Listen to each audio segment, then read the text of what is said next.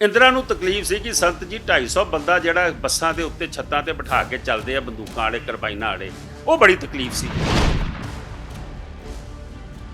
तो इंदिरा गांधी मैनू आखती है कि संत जी को यह बोलिए कि बसों के ऊपर 250 बंदूकों वाले मत बिठाए, दिल्ली में हमारा जुलूस निकलता है।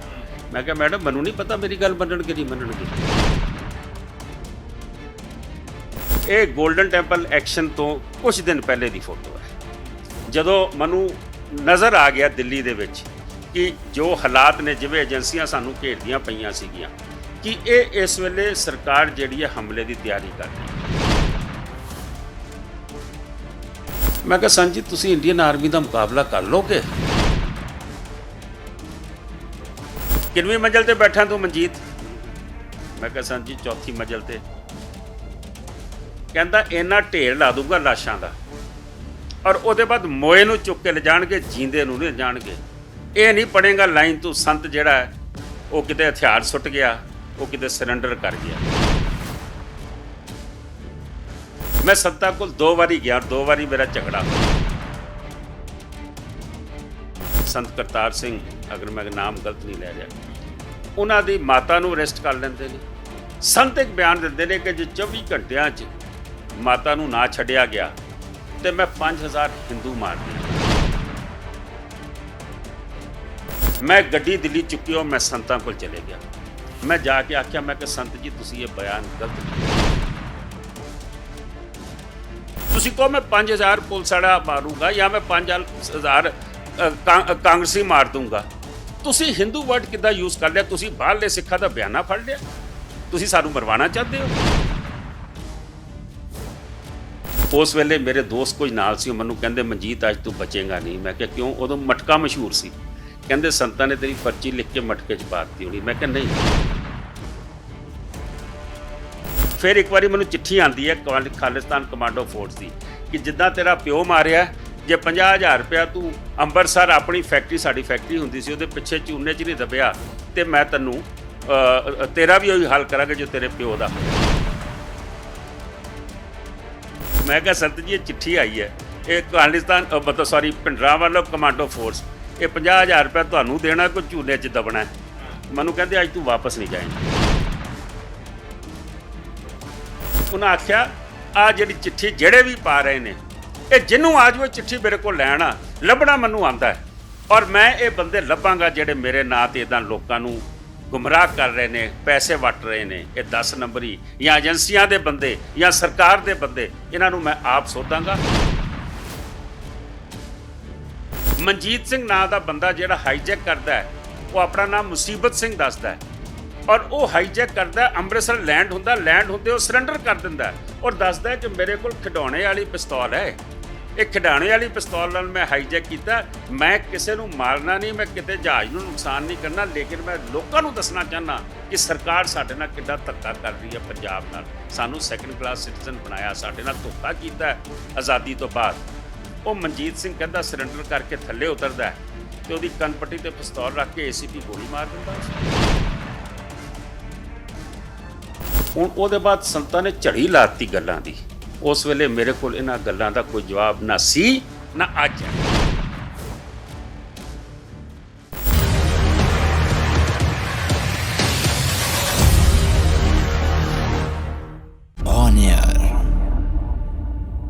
सत श्री अकाल, ऑन एयर देख रहे हो, मैं हाँ सिमरनजोत सिंह मक्कड़। 6 जून 1984 संत जरनैल सिंह भिंडरांवालिਆਂ ਦੀ ਸ਼ਹੀਦੀ ਹੁੰਦੀ ਹੈ, ऑपरेशन ब्लू स्टार। मेरे हत्थ दे विच इंडियन एक्सप्रैस अखबार 7 जून 1984 ਦਾ, जिस दे उत्ते अंग्रेजी दे विच लिखिया भिंडरांवाले डेड, और नाल एक तस्वीर तुहानूं नज़र आ रही होनी है। संत जरनैल सिंह भिंडरांवालिਆਂ ਦੀ ये तस्वीर है और मनजीत सिंह नां दा एक शख्स इस तस्वीर च नज़र आऊगा। अखबार दे उत्ते बकायदा लिखिया होया है, फाइल फोटो है संत जरनैल सिंह भिंडरांवाले ते नाल मनजीत सिंह। ये उही मनजीत सिंह है जिस दे उत्ते बहुत सालों बाद जाके विदेश की धरती ते खालिस्तान के समर्थक अटैक करते हैं, दस्तार लाई जाती है, कुटमार होंदी है। थोड़ा होर विस्तार च दस दियां तो यही उही मनजीत सिंह जीके ने, हुण शायद तुसीं पछाण गए हो मैं किन्हां दी गल कर रहा, जो दिल्ली सिख गुरुद्वारा प्रबंधक कमेटी के लंबा समा प्रधान रहिंदे है, ਬਾਅਦ ਦੇ ਵਿੱਚ ਅਸਤੀਫਾ ਹੁੰਦਾ ਹੈ, ਕਰਪਸ਼ਨ ਦੇ ਚਾਰजेस ਨੇ, ਵੱਡੇ ਦੋਸ਼ ਲੱਗ ਜਾਂਦੇ ਹੈ। ਔਰ ਅੱਜ ਸਿੱਖੀ ਦੇ ਉੱਤੇ ਸਭ ਤੋਂ ਵੱਡਾ, ਜਦੋਂ ਤੁਸੀਂ ਪ੍ਰਧਾਨ ਹੋ ਗੁਰਦੁਆਰਾ ਪ੍ਰਬੰਧਕ ਕਮੇਟੀ ਦੇ ਹੋ ਔਰ ਤੁਹਾਡੇ ਤੇ ਇਸ ਗੱਲ ਦੇ ਕਰਪਸ਼ਨ ਦੇ ਚਾਰजेस ਨੇ ਕਿ ਤੁਸੀਂ ਪੰਥ ਦੇ ਪੈਸੇ ਨਾਲ ਧਰੋ ਕਮਾਇਆ, ਤਾਂ ਇਸ ਤੋਂ ਵੱਡਾ ਕੁਝ ਨਹੀਂ ਹੁੰਦਾ। ਪਰ ਇਹ ਦੋ ਕੰਟਰਾਡਿਕਟਰੀ ਚੀਜ਼ਾਂ ਨੇ। ਇੱਕ ਇਹ ਹੈ, ਕੰਟਰਾਡਿਕਸ਼ਨ ਇਹ ਹੈ ਕਿ ਸੰਤਾਂ ਦੇ ਨਾਲ ਜੇ ਤਸਵੀਰਾਂ ਨੇ ਤਾਂ ਫਿਰ ਇਤਿਹਾਸ ਸੰਤਾਂ ਦੇ ਨਾਲ ਦਾ ਹੋਣਾ ਹੈ। ਜਥੇਦਾਰ ਸੰਤੋਖ ਸਿੰਘ ਦੀ ਇੱਕ ਲੈਗੇਸੀ ਹੈ, ਹਮੇਸ਼ਾ ਚਰਚਾ ਹੁੰਦੀ ਰਹੀ। ਪਰ ਮਨਜੀਤ ਸਿੰਘ ਜੀ ਕੇ ਜੇ ਅੱਜ ਇੱਥੋਂ ਤੱਕ ਪਹੁੰਚਦੇ ਹੈ ਤਾਂ ਇੱਕ ਸ਼ੇਰ ਹੈ ਕਿ ਤੂੰ ਇਧਰ ਉਧਰ ਕੀ ਬਾਤ ਨਾ ਕਰ, ਤੂੰ ਇਹ ਬਤਾ ਕਿ ਕਾਫਿਲਾ ਲੁਟਾ ਕਿਉਂ। ਮਨਜੀਤ ਸਿੰਘ ਜੀ ਕੇ ਸਾਡੇ ਨਾਲ ਨੇ। ਸਤਿ ਸ਼੍ਰੀ ਅਕਾਲ ਜੀ, ਬਹੁਤ ਬਹੁਤ ਸਵਾਗਤ ਹੈ। ਸਤਿ ਸ਼੍ਰੀ ਅਕਾਲ ਜੀ, ਥੈਂਕ ਯੂ ਜੀ ਕੇ ਸਾਹਿਬ, ਸਪਸ਼ਟ ਜਿਹਾ ਸਵਾਲ ਹੈ, ਇਹ ਕਾਫਿਲਾ ਲੁੱਟਿਆ ਕਿਉਂ ਗਿਆ ਜੀ? ਕਾਫਲਾ ਇਸ ਕਰਕੇ ਲੁੱਟਿਆ ਗਿਆ ਕਿ ਜਿਹੜੀ ਪਾਰਟੀ ਨੂੰ ਮੈਂ ਹੈੱਡ ਕੀਤਾ, ਜਿਹੜੀ ਪਾਰਟੀ ਦੇ ਜਿਹੜੇ ਉਸ ਵੇਲੇ ਜਾਂ ਅੱਜ ਵੀ ਜਿਹੜੇ ਮਾਲਕ ਨੇ, ਜਦੋਂ ਤੁਰ ਕੇ ਮੇਰੇ ਘਰ ਆਉਂਦੇ ਹੈ ਕਿ ਬਈ ਤੁਸੀਂ ਸਾਨੂੰ ਜੁਆਇਨ ਕਰੋ, ਕਿਉਂਕਿ 14 ਸਾਲ ਤੋਂ ਸਰਨਾ ਸਾਹਿਬ ਨੇ ਅਕਾਲੀ ਦਲ ਨੂੰ ਦਿੱਲੀ 'ਚ ਵੜਨ ਨਹੀਂ ਦਿੱਤਾ ਸੀ, ਬਨਵਾਸ ਕੱਟਿਆ ਗਿਆ ਸੀਗਾ। ਔਰ ਜਦੋਂ ਮੈਂ ਜੁਆਇਨ ਕਰਦਾ ਵਾਂ ਮੈਨੂੰ ਫ੍ਰੀ ਹੈਂਡ ਦਿੱਤਾ ਗਿਆ। ਉਹਦਾ ਰਿਜ਼ਲਟ ਵੀ ਆਇਆ ਕਿ ਪਹਿਲੀ ਵਾਰੀ ਅਕਾਲੀ ਦਲ ਦੇ 3 MLA ਜਿੱਤੇ, ਜਿਹੜੇ 20 ਸਾਲ 'ਚ ਕਦੀ ਨਹੀਂ ਜਿੱਤੇ ਸੀ।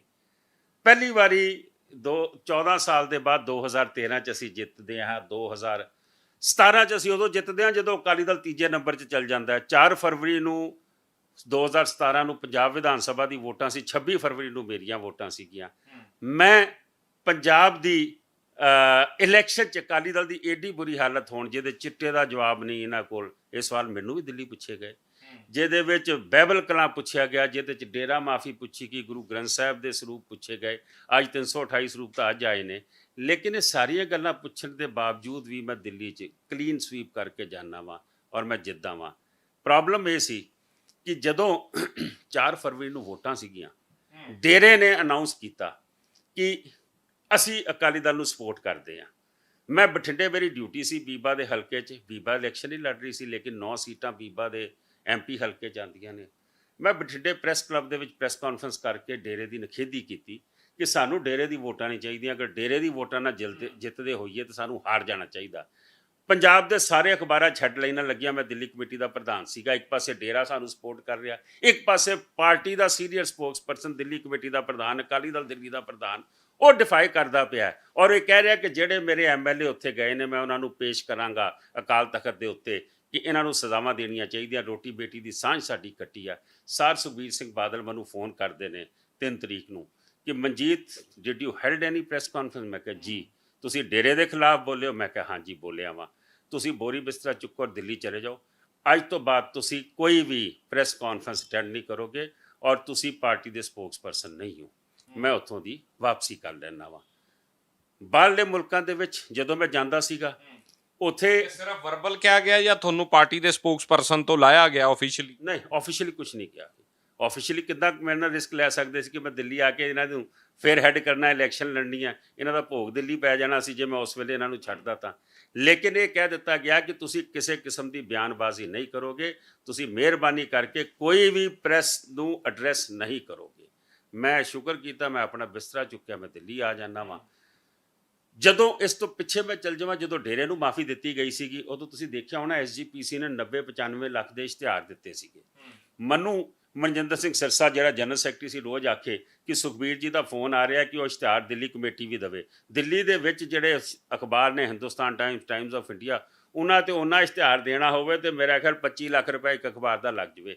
ਤੇ ਮੇਰਾ ਤਾਂ 1.5-2 ਕਰੋੜ ਦਾ ਬਜਟ ਬਣਾ ਕੇ ਇਹਨਾਂ ਨੇ ਭੇਜਤਾ। ਮੈਂ ਕਿਹਾ ਮੈਂ ਬਿਲਕੁਲ ਇਹਦੇ ਹੱਕ 'ਚ ਨਹੀਂ ਹਾਂ, ਮੈਂ 1 ਰੁਪਏ ਦਾ ਇਸ਼ਤਿਹਾਰ ਨਹੀਂ ਦਿਆਂਗਾ। ਸੁਖਬੀਰ ਜੀ ਚਾਹੁੰਦੇ ਨੇ ਦੇਣ, ਮੈਨੂੰ ਸਰਸਾ ਕਹਿੰਦਾ। ਮੈਂ ਕਿਹਾ ਸੁਖਬੀਰ ਜੀ ਨੂੰ ਕਹੋ ਮੇਰੇ ਨਾਲ ਗੱਲ ਕਰ ਲੈਣ।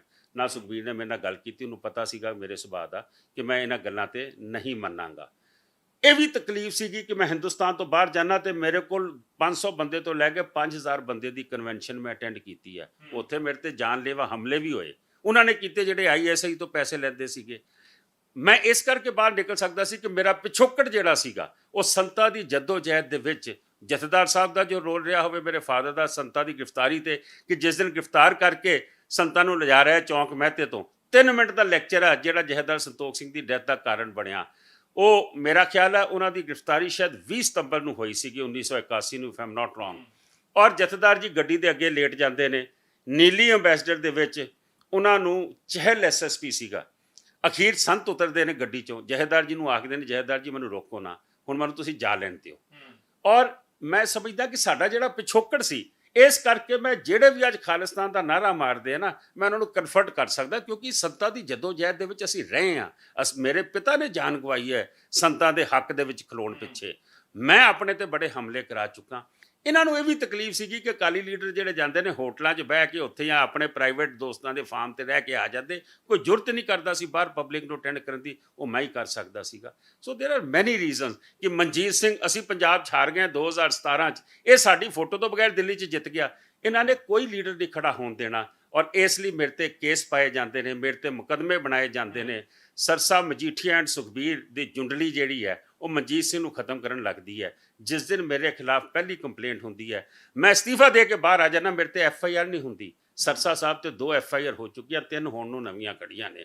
ਸਰਸਾ ਸਾਹਿਬ ਨੇ ਅਸਤੀਫਾ ਕਿਉਂ ਨਹੀਂ ਦਿੱਤਾ? ਮੇਰੇ ਤੋਂ ਪਹਿਲੇ ਪ੍ਰਧਾਨ ਸਰਨਾ ਸਾਹਿਬ ਰਹਿ ਚੁੱਕੇ ਆ, ਉਹਨਾਂ ਨੇ ਅਸਤੀਫਾ ਕਿਉਂ ਨਹੀਂ ਦਿੱਤਾ? ਉਹਨਾਂ ਦੇ 4 FIR ਹੋਈਆਂ ਸੀਗੀਆਂ। ਮੈਂ ਸਮਝਦਾ ਵਾਂ ਕਿ ਮੈਂ ਆਪਣਾ ਜ਼ਮੀਰ ਦੀ ਆਵਾਜ਼ ਸੁਣੀ ਔਰ ਮੈਂ ਬਾਹਰ ਆਇਆ। ਤੁਸੀਂ ਆਖਿਆ ਕਿ ਕਾਫਲਾ ਲੁੱਟਿਆ ਕਿਉਂ ਆ, ਇਹ ਕਾਫਲੇ ਦਾ ਮੈਂ ਕੁਝ ਤੁਹਾਨੂੰ ਰੀਜ਼ਨਸ ਦੱਸੇ ਆ। ਥੋੜੇ ਜਜ਼ਬਾਤੀ ਹੋ ਜਾਂਦੇ ਹੋ? ਕਿਉਂਕਿ ਮੈਂ ਦੇਖਿਆ ਕਿ ਜਦੋਂ ਤੁਸੀਂ ਪ੍ਰਧਾਨ ਹੁੰਦੇ ਸੀ ਉਦੋਂ ਇੱਕ ਬਾਡੀ ਲੈਂਗੁਏਜ ਬੜੀ ਵੱਖਰੀ ਹੁੰਦੀ ਸੀ, ਹੁਣ ਮੈਂ ਦੇਖਦਾ ਕਿ ਕਈ ਵਾਰ ਇਮੋਸ਼ਨਲ ਦੇਖਦਾ ਤੁਹਾਨੂੰ ਮੈਂ। ਇੱਦਾਂ ਤੁਸੀਂ ਜਦੋਂ ਮੈਂ ਪ੍ਰਧਾਨ ਰਹਿੰਦਾ ਸੀਗਾ, ਉਸ ਵੇਲੇ ਵੀ ਜਦੋਂ ਕੋਈ ਐਸਾ ਇਸ਼ੂ ਆ ਜਾਂਦਾ ਸੀ, ਇੱਕ ਵਾਰੀ ਇਸ਼ੂ ਆਇਆ, RSS ਨੇ ਬਿਆਨ ਦੇ ਦਿੱਤਾ ਕਿ 5ਵੇਂ ਪਾਤਸ਼ਾਹ ਦੀ ਜਿਹੜੀ ਅਸੀਂ ਹਿਸਟਰੀ ਹੈ ਉਹ ਰੀਰਾਈਟ ਕਰਾਂਗੇ। ਹੁਣ ਤੁਸੀਂ ਸੋਚੋ, ਬਾਦਲ ਸਾਹਿਬ ਮੱਥੇ ਟੇਕਦੇ ਪਏ ਨੇ RSS ਦੇ ਚੀਫ ਦੇ ਜਾ ਕੇ, ਔਰ ਮੈਂ ਦਿੱਲੀ ਕਮੇਟੀ ਦਾ ਪ੍ਰਧਾਨ ਹਾਂ, ਪਾਰਟੀ ਦਾ ਸਪੋਕਸਪਰਸਨ ਹਾਂ। ਮੈਂ ਇਮੀਡੀਏਟਲੀ ਪ੍ਰੈਸ ਕਾਨਫਰੰਸ ਬੁਲਾਈ ਔਰ ਮੈਂ ਠੋਕ ਦਿੱਤਾ RSS ਨੂੰ। ਇਹ ਮੈਂ ਕਹਿ ਸਕਦਾ ਕਿ 6 ਸਾਲਾਂ 'ਚ ਮੇਰੀ ਪ੍ਰਧਾਨਗੀ 'ਚ ਮੈਨੂੰ ਕਦੀ RSS ਦਾ ਕੋਈ ਮੈਸੇਜ ਨਹੀਂ ਆਇਆ, ਲੇਕਿਨ ਜੇ ਉਹਨਾਂ ਨੇ ਅਖਬਾਰਾਂ ਦੇ ਵਿੱਚ ਇਹ ਬਿਆਨ ਦਿੱਤਾ ਕਿ ਸਾਡੀ ਹਿਸਟਰੀ ਉਹ ਲਿਖਣਗੇ, ਹੂ ਆਰ ਦੇ ਟੂ ਰਾਈਟ। ਅਕਾਲ ਤਖਤ ਸਾਹਿਬ ਸਾਡੇ ਹਿਸਟੋਰੀਅਨ, ਸਿੱਖ ਹਿਸਟੋਰੀਅਨ, ਉਹ ਸਾਡੀ ਹਿਸਟਰੀ ਲਿਖ ਸਕਦੇ ਆ। ਮੈਂ ਸਮਝਦਾ ਕਿ ਜਦੋਂ ਇਹੋ ਜਿਹਾ ਇਸ਼ੂ ਆਉਂਦਾ, ਮੈਂ ਵੈਸੇ ਠੰਡੀ ਤਬੀਅਤ 'ਚ ਰਹਿੰਦਾ, ਲੇਕਿਨ ਜਦੋਂ ਇਹੋ ਜਿਹਾ ਇਸ਼ੂ ਆਉਂਦਾ, ਸੱਜਣ ਕੁਮਾਰ ਨੂੰ ਅੰਦਰ ਕਰਾਉਣਾ ਸੀਗਾ ਤਾਂ ਅਸੀਂ ਤੁਹਾਨੂੰ ਫੜਿਆ ਨਾ ਜਾ ਕੇ, ਭਾਵੇਂ ਮਨਮੋਹਨ ਸਿੰਘ ਤੇ ਭਾਵੇਂ ਸੋਨੀਆ ਗਾਂਧੀ ਸੀ, ਉਹਨਾਂ ਦੇ ਰਾਜ 'ਚ ਮੈਂ ਅਪੀਲ ਕਰਾਈ। ਉਹ ਲੰਬਾ ਹੋ ਜਾਏਗਾ ਜੇ ਮੈਂ ਉਸ ਪਾਸੇ ਤੁਰਾਂਗਾ। ਸੱਜਣ ਕੁਮਾਰ ਕਿੱਦਾਂ ਅੰਦਰ ਚਲੇ ਗਿਆ? ਅਗਰ ਇਹ ਮੇਰੇ 'ਚ ਐਗਰੈਸ਼ਨ ਨਾ ਹੋਵੇ, ਅਗਰ ਇਹ ਮੇਰੇ 'ਚ ਐਗਰੈਸ਼ਨ ਨਾ ਹੋਵੇ ਤੇ ਫਿਰ ਇਹ 84 ਦੀ ਕੰਧ ਨਹੀਂ ਬਣ ਸਕਦੀ ਸੀ। ਸੱਜਣ ਕੁਮਾਰ ਅੰਦਰ ਨਹੀਂ ਜਾ ਸਕਦਾ ਸੀ, ਬਲੈਕ ਲਿਸਟ ਮਾਫ ਨਹੀਂ ਕੀਤੀ ਜਾ ਸਕਦੀ ਸੀਗੀ, ਐਡਵਰਸ ਲਿਸਟ ਨਹੀਂ ਖਤਮ ਕੀਤੀ ਜਾ ਸਕਦੀ ਸੀ। ਨਾਮ ਲੈਂਦੇ ਚਲੋ ਕੁੱਕੀ ਗਿੱਲ ਹੋਰਾਂ ਦਾ ਨਾਮ ਲੈ ਲਓ, ਤੁਸੀਂ ਭੁੱਲਰ, ਪ੍ਰੋਫੈਸਰ ਭੁੱਲਰ ਦਾ ਨਾਮ ਲੈ ਲਓ, ਤੁਸੀਂ ਹਾਈਜੈਕਰ ਦਾ ਨਾਮ ਲੈ ਲਓ ਆਪਣੇ ਪੌਂਟਾ ਸਾਹਿਬ ਵਾਲਿਆਂ ਦਾ। ਇਹ ਬੰਦਿਆਂ ਨੂੰ ਤੁਸੀਂ ਰਾਜਾ ਵੜਿੰਗ ਸਾਹਿਬ ਨੂੰ ਪੁੱਛੋ, ਤੁਸੀਂ ਹੋਰ ਛੱਡੋ। ਤੁਸੀਂ ਜੇਲ੍ਹ 'ਚ ਅੱਜ ਲਾਹੌਰੀਆ ਸਾਹਿਬ ਬੈਠੇ ਆ, ਅੱਜ ਜੇਲ੍ਹ ਦੇ ਵਿੱਚ ਆਪਣੇ ਜਿਹੜੇ ਜਥੇਦਾਰ ਇਹਨਾਂ ਨੇ ਬਣਾਏ ਨੇ, ਇਹਨਾਂ ਨੇ ਦੂਜੇ ਪਾਰਟੀ ਨੇ, ਉਹਨਾਂ ਨੂੰ ਜਾ ਕੇ ਪੁੱਛੋ ਕਿ ਮਨਜੀਤ ਸਿੰਘ ਉਹਨਾਂ ਦੇ ਮੁਕੱਦਮੇ ਕਿੱਦਾਂ ਲੜਦਾ ਰਿਹਾ, ਜੇਲ੍ਹ 'ਚ ਕਿਸੇ ਨਾਲ ਵੀ ਤਸ਼ੱਦਦ ਹੋਇਆ ਹੋਵੇ। ਮੈਂ ਸਰਕਾਰਾਂ ਦੇ ਖਿਲਾਫ ਲੜਿਆ। ਅਗਰੈਸ਼ਨ ਆਂਦਾ ਜਦੋਂ ਮੇਰੇ ਤੇ ਕੋਈ ਚੋਭ ਮਾਰੇਗਾ, ਤੇ ਜੇ ਮੇਰੇ 'ਚ ਅਗਰੈਸ਼ਨ ਨਹੀਂ ਆਏਗਾ ਤੇ ਮੈਂ ਸਮਝਦਾ ਵਾਂ ਫਿਰ ਕਿਤੇ ਨਾ ਕਿਤੇ ਮੇਰਾ ਜ਼ਮੀਰ ਮਰਦਾ, ਅਗਰੈਸ਼ਨ ਚਾਹੁੰਦਾ ਵਾਂ। ਮੈਂ ਇਸ ਤਸਵੀਰ ਵੱਲ ਵਾਪਸ ਆਉਣਾ ਚਾਹੁੰਦਾ। ਇਹ ਤਸਵੀਰ ਕਦੋਂ ਦੀ ਹੈ ਜੀ? ਜਿਹੜੀ ਇਹ ਤਸਵੀਰ ਹੈ ਇਹ 7 ਜੂਨ ਨੂੰ ਛਪਦੀ ਹੈ ਅਖਬਾਰ ਦੇ ਵਿੱਚ, ਸੰਤਾਂ ਦੇ ਨਾਲ ਤੁਹਾਡੀ ਫੋਟੋ ਹੈ, ਤੁਸੀਂ ਕਿਸੇ ਛੱਤ ਦੇ ਉੱਤੇ, ਮੇਰੇ ਖਿਆਲ ਇਹ ਦਰਬਾਰ ਸਾਹਿਬ ਗੁਰੂ ਨਾਨਕ ਨਿਵਾਸ ਦੇ ਉੱਪਰ ਖੜੇ ਹੋ। ਇਹ ਮੁਲਾਕਾਤ ਕਦੋਂ ਦੀ ਹੈ? ਇਹ ਗੋਲਡਨ ਟੈਂਪਲ ਐਕਸ਼ਨ ਤੋਂ ਮੈਂ ਇੱਕ ਇਤਿਹਾਸ ਤੁਹਾਨੂੰ ਹੋਰ ਦੱਸਣਾ ਚਾਹੁੰਦਾ, ਜਿਹੜੀ ਮੈਂ ਹਾਲੇ ਤੱਕ ਤੁਹਾਡੇ ਨਾਲ ਗੱਲ ਨਹੀਂ ਕੀਤੀ। ਇਹ ਗੋਲਡਨ ਟੈਂਪਲ ਐਕਸ਼ਨ ਤੋਂ ਕੁਝ ਦਿਨ ਪਹਿਲੇ ਦੀ ਫੋਟੋ ਹੈ, ਜਦੋਂ ਮੈਨੂੰ ਨਜ਼ਰ ਆ ਗਿਆ ਦਿੱਲੀ ਦੇ ਵਿੱਚ ਕਿ ਜੋ ਹਾਲਾਤ ਨੇ, ਜਿਵੇਂ ਏਜੰਸੀਆਂ ਸਾਨੂੰ ਘੇਰਦੀਆਂ ਪਈਆਂ ਸੀਗੀਆਂ, ਕਿ ਇਹ ਇਸ ਵੇਲੇ ਸਰਕਾਰ ਜਿਹੜੀ ਹੈ ਹਮਲੇ ਦੀ ਤਿਆਰੀ ਕਰ ਰਹੀ ਹੈ। ਅੱਜ ਮੈਂ ਪਹਿਲੀ ਦਫਾ ਉਹ ਡਾਇਲੌਗ ਜੋ ਮੇਰਾ ਸੰਤਾਂ ਦੇ ਨਾਲ ਹੋਇਆ, ਉਹ ਮੈਂ ਤੁਹਾਨੂੰ ਦੱਸਣਾ ਚਾਹੁੰਦਾ। ਜਦੋਂ ਮੈਂ ਸੰਤਾਂ ਕੋਲ ਗਿਆ, ਮੈਂ ਸੰਤਾਂ ਕੋਲ 2 ਵਾਰੀ ਗਿਆ, 2 ਵਾਰੀ ਮੇਰਾ ਝਗੜਾ ਹੋਇਆ। ਪਹਿਲਾ ਹੋਇਆ ਜਦੋਂ ਭਾਈ ਅਮਰੀਕ ਸਿੰਘ ਦੀ ਮਾਤਾ ਨੂੰ ਫੜ ਲਿਆ, ਬੱਸ ਮੁਕਤਸਰ ਸੀਗੀ, ਉਹ ਬੱਸ ਫੜ ਲਈ ਭਾਈ ਅਮਰੀਕ ਸਿੰਘ ਦੀ ਮਾਤਾ ਨੂੰ, ਮਤਲਬ ਵੱਡੇ ਸੰਤਾਂ ਨੂੰ, ਸੰਤਾਂ ਤੋਂ ਪਹਿਲੇ ਸੰਤ ਕਰਤਾਰ ਸਿੰਘ, ਅਗਰ ਮੈਂ ਨਾਮ ਗਲਤ ਨਹੀਂ ਲੈ ਰਿਹਾ, ਉਹਨਾਂ ਦੀ ਮਾਤਾ ਨੂੰ ਅਰੈਸਟ ਕਰ ਲੈਂਦੇ ਨੇ। ਸੰਤ ਇੱਕ ਬਿਆਨ ਦਿੰਦੇ ਨੇ ਕਿ ਜੇ 24 ਘੰਟਿਆਂ 'ਚ ਮਾਤਾ ਨੂੰ ਨਾ ਛੱਡਿਆ ਗਿਆ ਤੇ ਮੈਂ 5000 ਹਿੰਦੂ ਮਾਰ ਦਿਆਂਗਾ। ਮੈਂ ਵਰਡ ਯੂਜ਼ ਕਰ ਰਿਹਾ, ਜਿਹੜਾ ਧਿਆਨ ਰੱਖਣਾ। ਮੈਂ ਗੱਡੀ ਦਿੱਲੀ ਚੁੱਕੀ ਔਰ ਮੈਂ ਸੰਤਾਂ ਕੋਲ ਚਲੇ ਗਿਆ। ਮੈਂ ਜਾ ਕੇ ਆਖਿਆ, ਮੈਂ ਕਿ ਸੰਤ ਜੀ ਤੁਸੀਂ ਇਹ ਬਿਆਨ ਗਲਤ ਦਿੱਤਾ ਹੈ। ਇਹ ਬਿਆਨ ਸੰਤਾਂ ਨੇ ਦਿੱਤਾ ਆਫੀਸ਼ੀਅਲ ਦਿੱਤਾ, ਅਖਬਾਰਾਂ 'ਚ ਕੀ ਤੇ ਰੇਡੀਓ ਤੇ ਕੀ। ਮੈਂ ਕਿਹਾ ਸੰਤ ਜੀ ਇਹ ਤੁਸੀਂ ਕਿੱਦਾਂ ਗੱਲ ਕਹਿ ਦਿੱਤੀ? ਤੁਸੀਂ ਕਹੋ ਮੈਂ 5000 ਪੁਲਿਸ ਵਾਲਾ ਮਾਰੂੰਗਾ ਜਾਂ ਮੈਂ 5000 ਕਾਂਗਰਸੀ ਮਾਰ ਦੂੰਗਾ, ਤੁਸੀਂ ਹਿੰਦੂ ਵਰਡ ਕਿੱਦਾਂ ਯੂਜ਼ ਕਰ ਲਿਆ? ਤੁਸੀਂ ਬਾਹਰਲੇ ਸਿੱਖਾਂ ਦਾ ਬਿਆਨਾ ਫੜ ਲਿਆ, ਤੁਸੀਂ ਸਾਨੂੰ ਮਰਵਾਉਣਾ ਚਾਹੁੰਦੇ ਹੋ? ਬੜੀ ਮੇਰੀ ਸੰਤਾਂ ਨਾਲ ਗਰਮ ਡਿਬੇਟ ਹੋਈ। ਉਸ ਵੇਲੇ ਮੇਰੇ ਦੋਸਤ ਕੁਝ ਨਾਲ ਸੀ, ਉਹ ਮੈਨੂੰ ਕਹਿੰਦੇ ਮਨਜੀਤ ਅੱਜ ਤੂੰ ਬਚੇਗਾ ਨਹੀਂ। ਮੈਂ ਕਿਹਾ ਕਿਉਂ? ਉਦੋਂ ਮਟਕਾ ਮਸ਼ਹੂਰ ਸੀ। ਕਹਿੰਦੇ ਸੰਤਾਂ ਨੇ ਤੇਰੀ ਪਰਚੀ ਲਿਖ ਕੇ ਮਟਕੇ 'ਚ ਪਾ ਦਿੱਤੀ ਹੋਣੀ। ਮੈਂ ਕਿਹਾ ਨਹੀਂ, ਸੰਤਾਂ ਦਾ ਮੇਰਾ ਜੋ ਪਿਆਰ ਹੈ, ਜੋ ਮੇਰੀ ਸਾਂਝ ਹੈ, ਉਹ ਨਿਰੰਕਾਰੀ ਇਸ਼ੂ 'ਚ ਮੇਰੇ ਪਰਿਵਾਰ ਨੇ ਤੇ ਸੰਤਾਂ ਨੇ ਤੇ ਭਾਈ ਰਣਜੀਤ ਸਿੰਘ ਨੇ ਜੋ ਕੁਰਬਾਨੀਆਂ, ਇਹ ਕੋਈ ਭੁੱਲ ਨਹੀਂ ਸਕਦਾ। ਮੈਂ ਉਸ ਪਾਸੇ ਨਹੀਂ ਚੱਲਦਾ। ਮੈਂ ਕਿਹਾ ਲੇਕਿਨ ਸੰਤਾਂ ਨੂੰ ਇਹ ਗੱਲ ਜ਼ਰੂਰ ਸਮਝ ਆਏਗੀ। ਇੱਕ ਵਾਰੀ ਮੈਂ ਦੁਬਾਰਾ ਗਿਆ, ਮੈਨੂੰ ਚਿੱਠੀ ਆ ਜਾਂਦੀ ਹੈ, ਸੰਤਾਂ ਨੇ ਆਖਿਆ ਕਿ ਬਿਲਕੁਲ ਠੀਕ ਕਹਿ ਰਿਹਾ, ਇਹ ਹਿੰਦੂ ਵਰਡ ਮੈਂ ਗੁੱਸੇ 'ਚ ਆ ਕੇ ਬੋਲ ਗਿਆ ਵਾ। ਫਿਰ ਇੱਕ ਵਾਰੀ ਮੈਨੂੰ ਚਿੱਠੀ ਆਉਂਦੀ ਹੈ ਖਾਲਿਸਤਾਨ ਕਮਾਂਡੋ ਫੋਰਸ ਦੀ ਕਿ ਜਿੱਦਾਂ ਤੇਰਾ ਪਿਓ ਮਾਰਿਆ, ਜੇ 50,000 ਰੁਪਇਆ ਤੂੰ ਅੰਮ੍ਰਿਤਸਰ ਆਪਣੀ ਫੈਕਟਰੀ, ਸਾਡੀ ਫੈਕਟਰੀ ਹੁੰਦੀ ਸੀ, ਉਹਦੇ ਪਿੱਛੇ ਚੂਨੇ 'ਚ ਨਹੀਂ ਦਬਿਆ ਤੇ ਮੈਂ ਤੈਨੂੰ ਤੇਰਾ ਵੀ ਉਹੀ ਹਾਲ ਕਰਾਂਗੇ ਜੋ ਤੇਰੇ ਪਿਓ ਦਾ ਹੋਇਆ। ਮੈਂ ਸੰਤਾਂ ਕੋਲ ਚਲੇ ਗਿਆ। ਮੈਂ ਕਿਹਾ ਸੰਤ ਜੀ ਮੇਰਾ ਉਹਨਾਂ ਨਾਲ ਪਿਆਰ ਸੀ। ਮੈਂ ਕਿਹਾ ਸੰਤ ਜੀ ਇਹ ਚਿੱਠੀ ਆਈ ਹੈ, ਇਹ ਖਾਲਿਸਤਾਨ ਮਤਲਬ ਸੌਰੀ ਭਿੰਡਰਾਂਵਾਲਾ ਕਮਾਂਡੋ ਫੋਰਸ, ਇਹ 50,000 ਰੁਪਇਆ ਤੁਹਾਨੂੰ ਦੇਣਾ, ਕੋਈ ਚੂਨੇ 'ਚ ਦਬਣਾ। ਮੈਨੂੰ ਕਹਿੰਦੇ ਅੱਜ ਤੂੰ ਵਾਪਸ ਨਹੀਂ ਜਾਏਗਾ। ਮੈਂ ਕਿਹਾ ਸੰਤ ਜੀ ਕਿਉਂ? ਮੈਂ 50,000 ਦੇਣ ਨੂੰ ਤਿਆਰ ਹਾਂ। ਮਜ਼ਾਕ ਚੱਲ ਰਿਹਾ ਸੀ। ਕਹਿੰਦੇ ਨਹੀਂ, ਅੱਜ ਤੂੰ ਨਾ ਸ਼ਾਮੀ ਗ੍ਰਿਫਤਾਰੀ ਹੁੰਦੀ ਸੀਗੀ ਔਰ ਰੋਜ਼ ਐਡਰੈਸ ਕਰਦੇ ਸੀਗੇ ਮੰਜੀ ਸਾਹਿਬ ਹਾਲ 'ਚ। ਕਿਹੜੇ ਸੰਨ ਦੀ ਗੱਲ ਹੈ ਇਹ? 83 84 ਦੇ ਸ਼ੁਰੂ 'ਚ, 83 ਦੇ ਅਖੀਰ 'ਚ ਹੋਣੀ। ਕਹਿੰਦੇ ਅੱਜ ਤੂੰ ਵਾਪਸ ਨਹੀਂ ਜਾਏਗਾ। ਮੈਂ ਕਿਹਾ ਠੀਕ ਹੈ। ਤੇ ਜਦੋਂ ਮੈਂ ਸਟੇਜ 'ਤੇ ਉਹਨਾਂ ਨਾਲ ਬੈਠਾ, ਕਹਿੰਦਾ ਆਹ ਸੰਤੋਖ ਸਿੰਘ ਦਾ ਪੁੱਤਰ ਮਨਜੀਤ ਸਿੰਘ ਆਇਆ, ਇਹਦੀ ਚਿੱਠੀ ਦਿਖਾਓ ਮੈਨੂੰ। ਕਹਿੰਦਾ ਚਿੱਠੀ ਇਹਨੂੰ ਗਈ ਆ ਮੇਰੇ ਨਾਂ 'ਤੇ। ਇੱਕ ਗੱਲ ਇਹ ਸੋਚ ਲਓ, ਜਿਹੜੀ ਸੰਤਾਂ ਦੇ ਇਲਜ਼ਾਮ ਲਾਉਂਦੇ ਸੀ ਨਾ, ਸੰਤਾਂ ਨੇ ਕਦੀ ਜ਼ਿੰਦਗੀ 'ਚ ਐਸਾ ਕੰਮ ਨਹੀਂ ਕੀਤਾ। ਉਹਨਾਂ ਆਖਿਆ ਆ ਜਿਹੜੀ ਚਿੱਠੀ ਜਿਹੜੇ ਵੀ ਪਾ ਰਹੇ ਨੇ, ਇਹ ਜਿਹਨੂੰ ਆ ਜਾਵੇ ਚਿੱਠੀ ਮੇਰੇ ਕੋਲ ਲੈਣਾ, ਲੱਭਣਾ ਮੈਨੂੰ ਆਉਂਦਾ ਹੈ ਔਰ ਮੈਂ ਇਹ ਬੰਦੇ ਲੱਭਾਂਗਾ ਜਿਹੜੇ ਮੇਰੇ ਨਾਂ 'ਤੇ ਇੱਦਾਂ ਲੋਕਾਂ ਨੂੰ ਗੁੰਮਰਾਹ ਕਰ ਰਹੇ ਨੇ, ਪੈਸੇ ਵੱਟ ਰਹੇ ਨੇ। ਇਹ 10 ਨੰਬਰੀ ਜਾਂ ਏਜੰਸੀਆਂ ਦੇ ਬੰਦੇ ਜਾਂ ਸਰਕਾਰ ਦੇ ਬੰਦੇ, ਇਹਨਾਂ ਨੂੰ ਮੈਂ ਆਪ ਸੋਧਾਂਗਾ।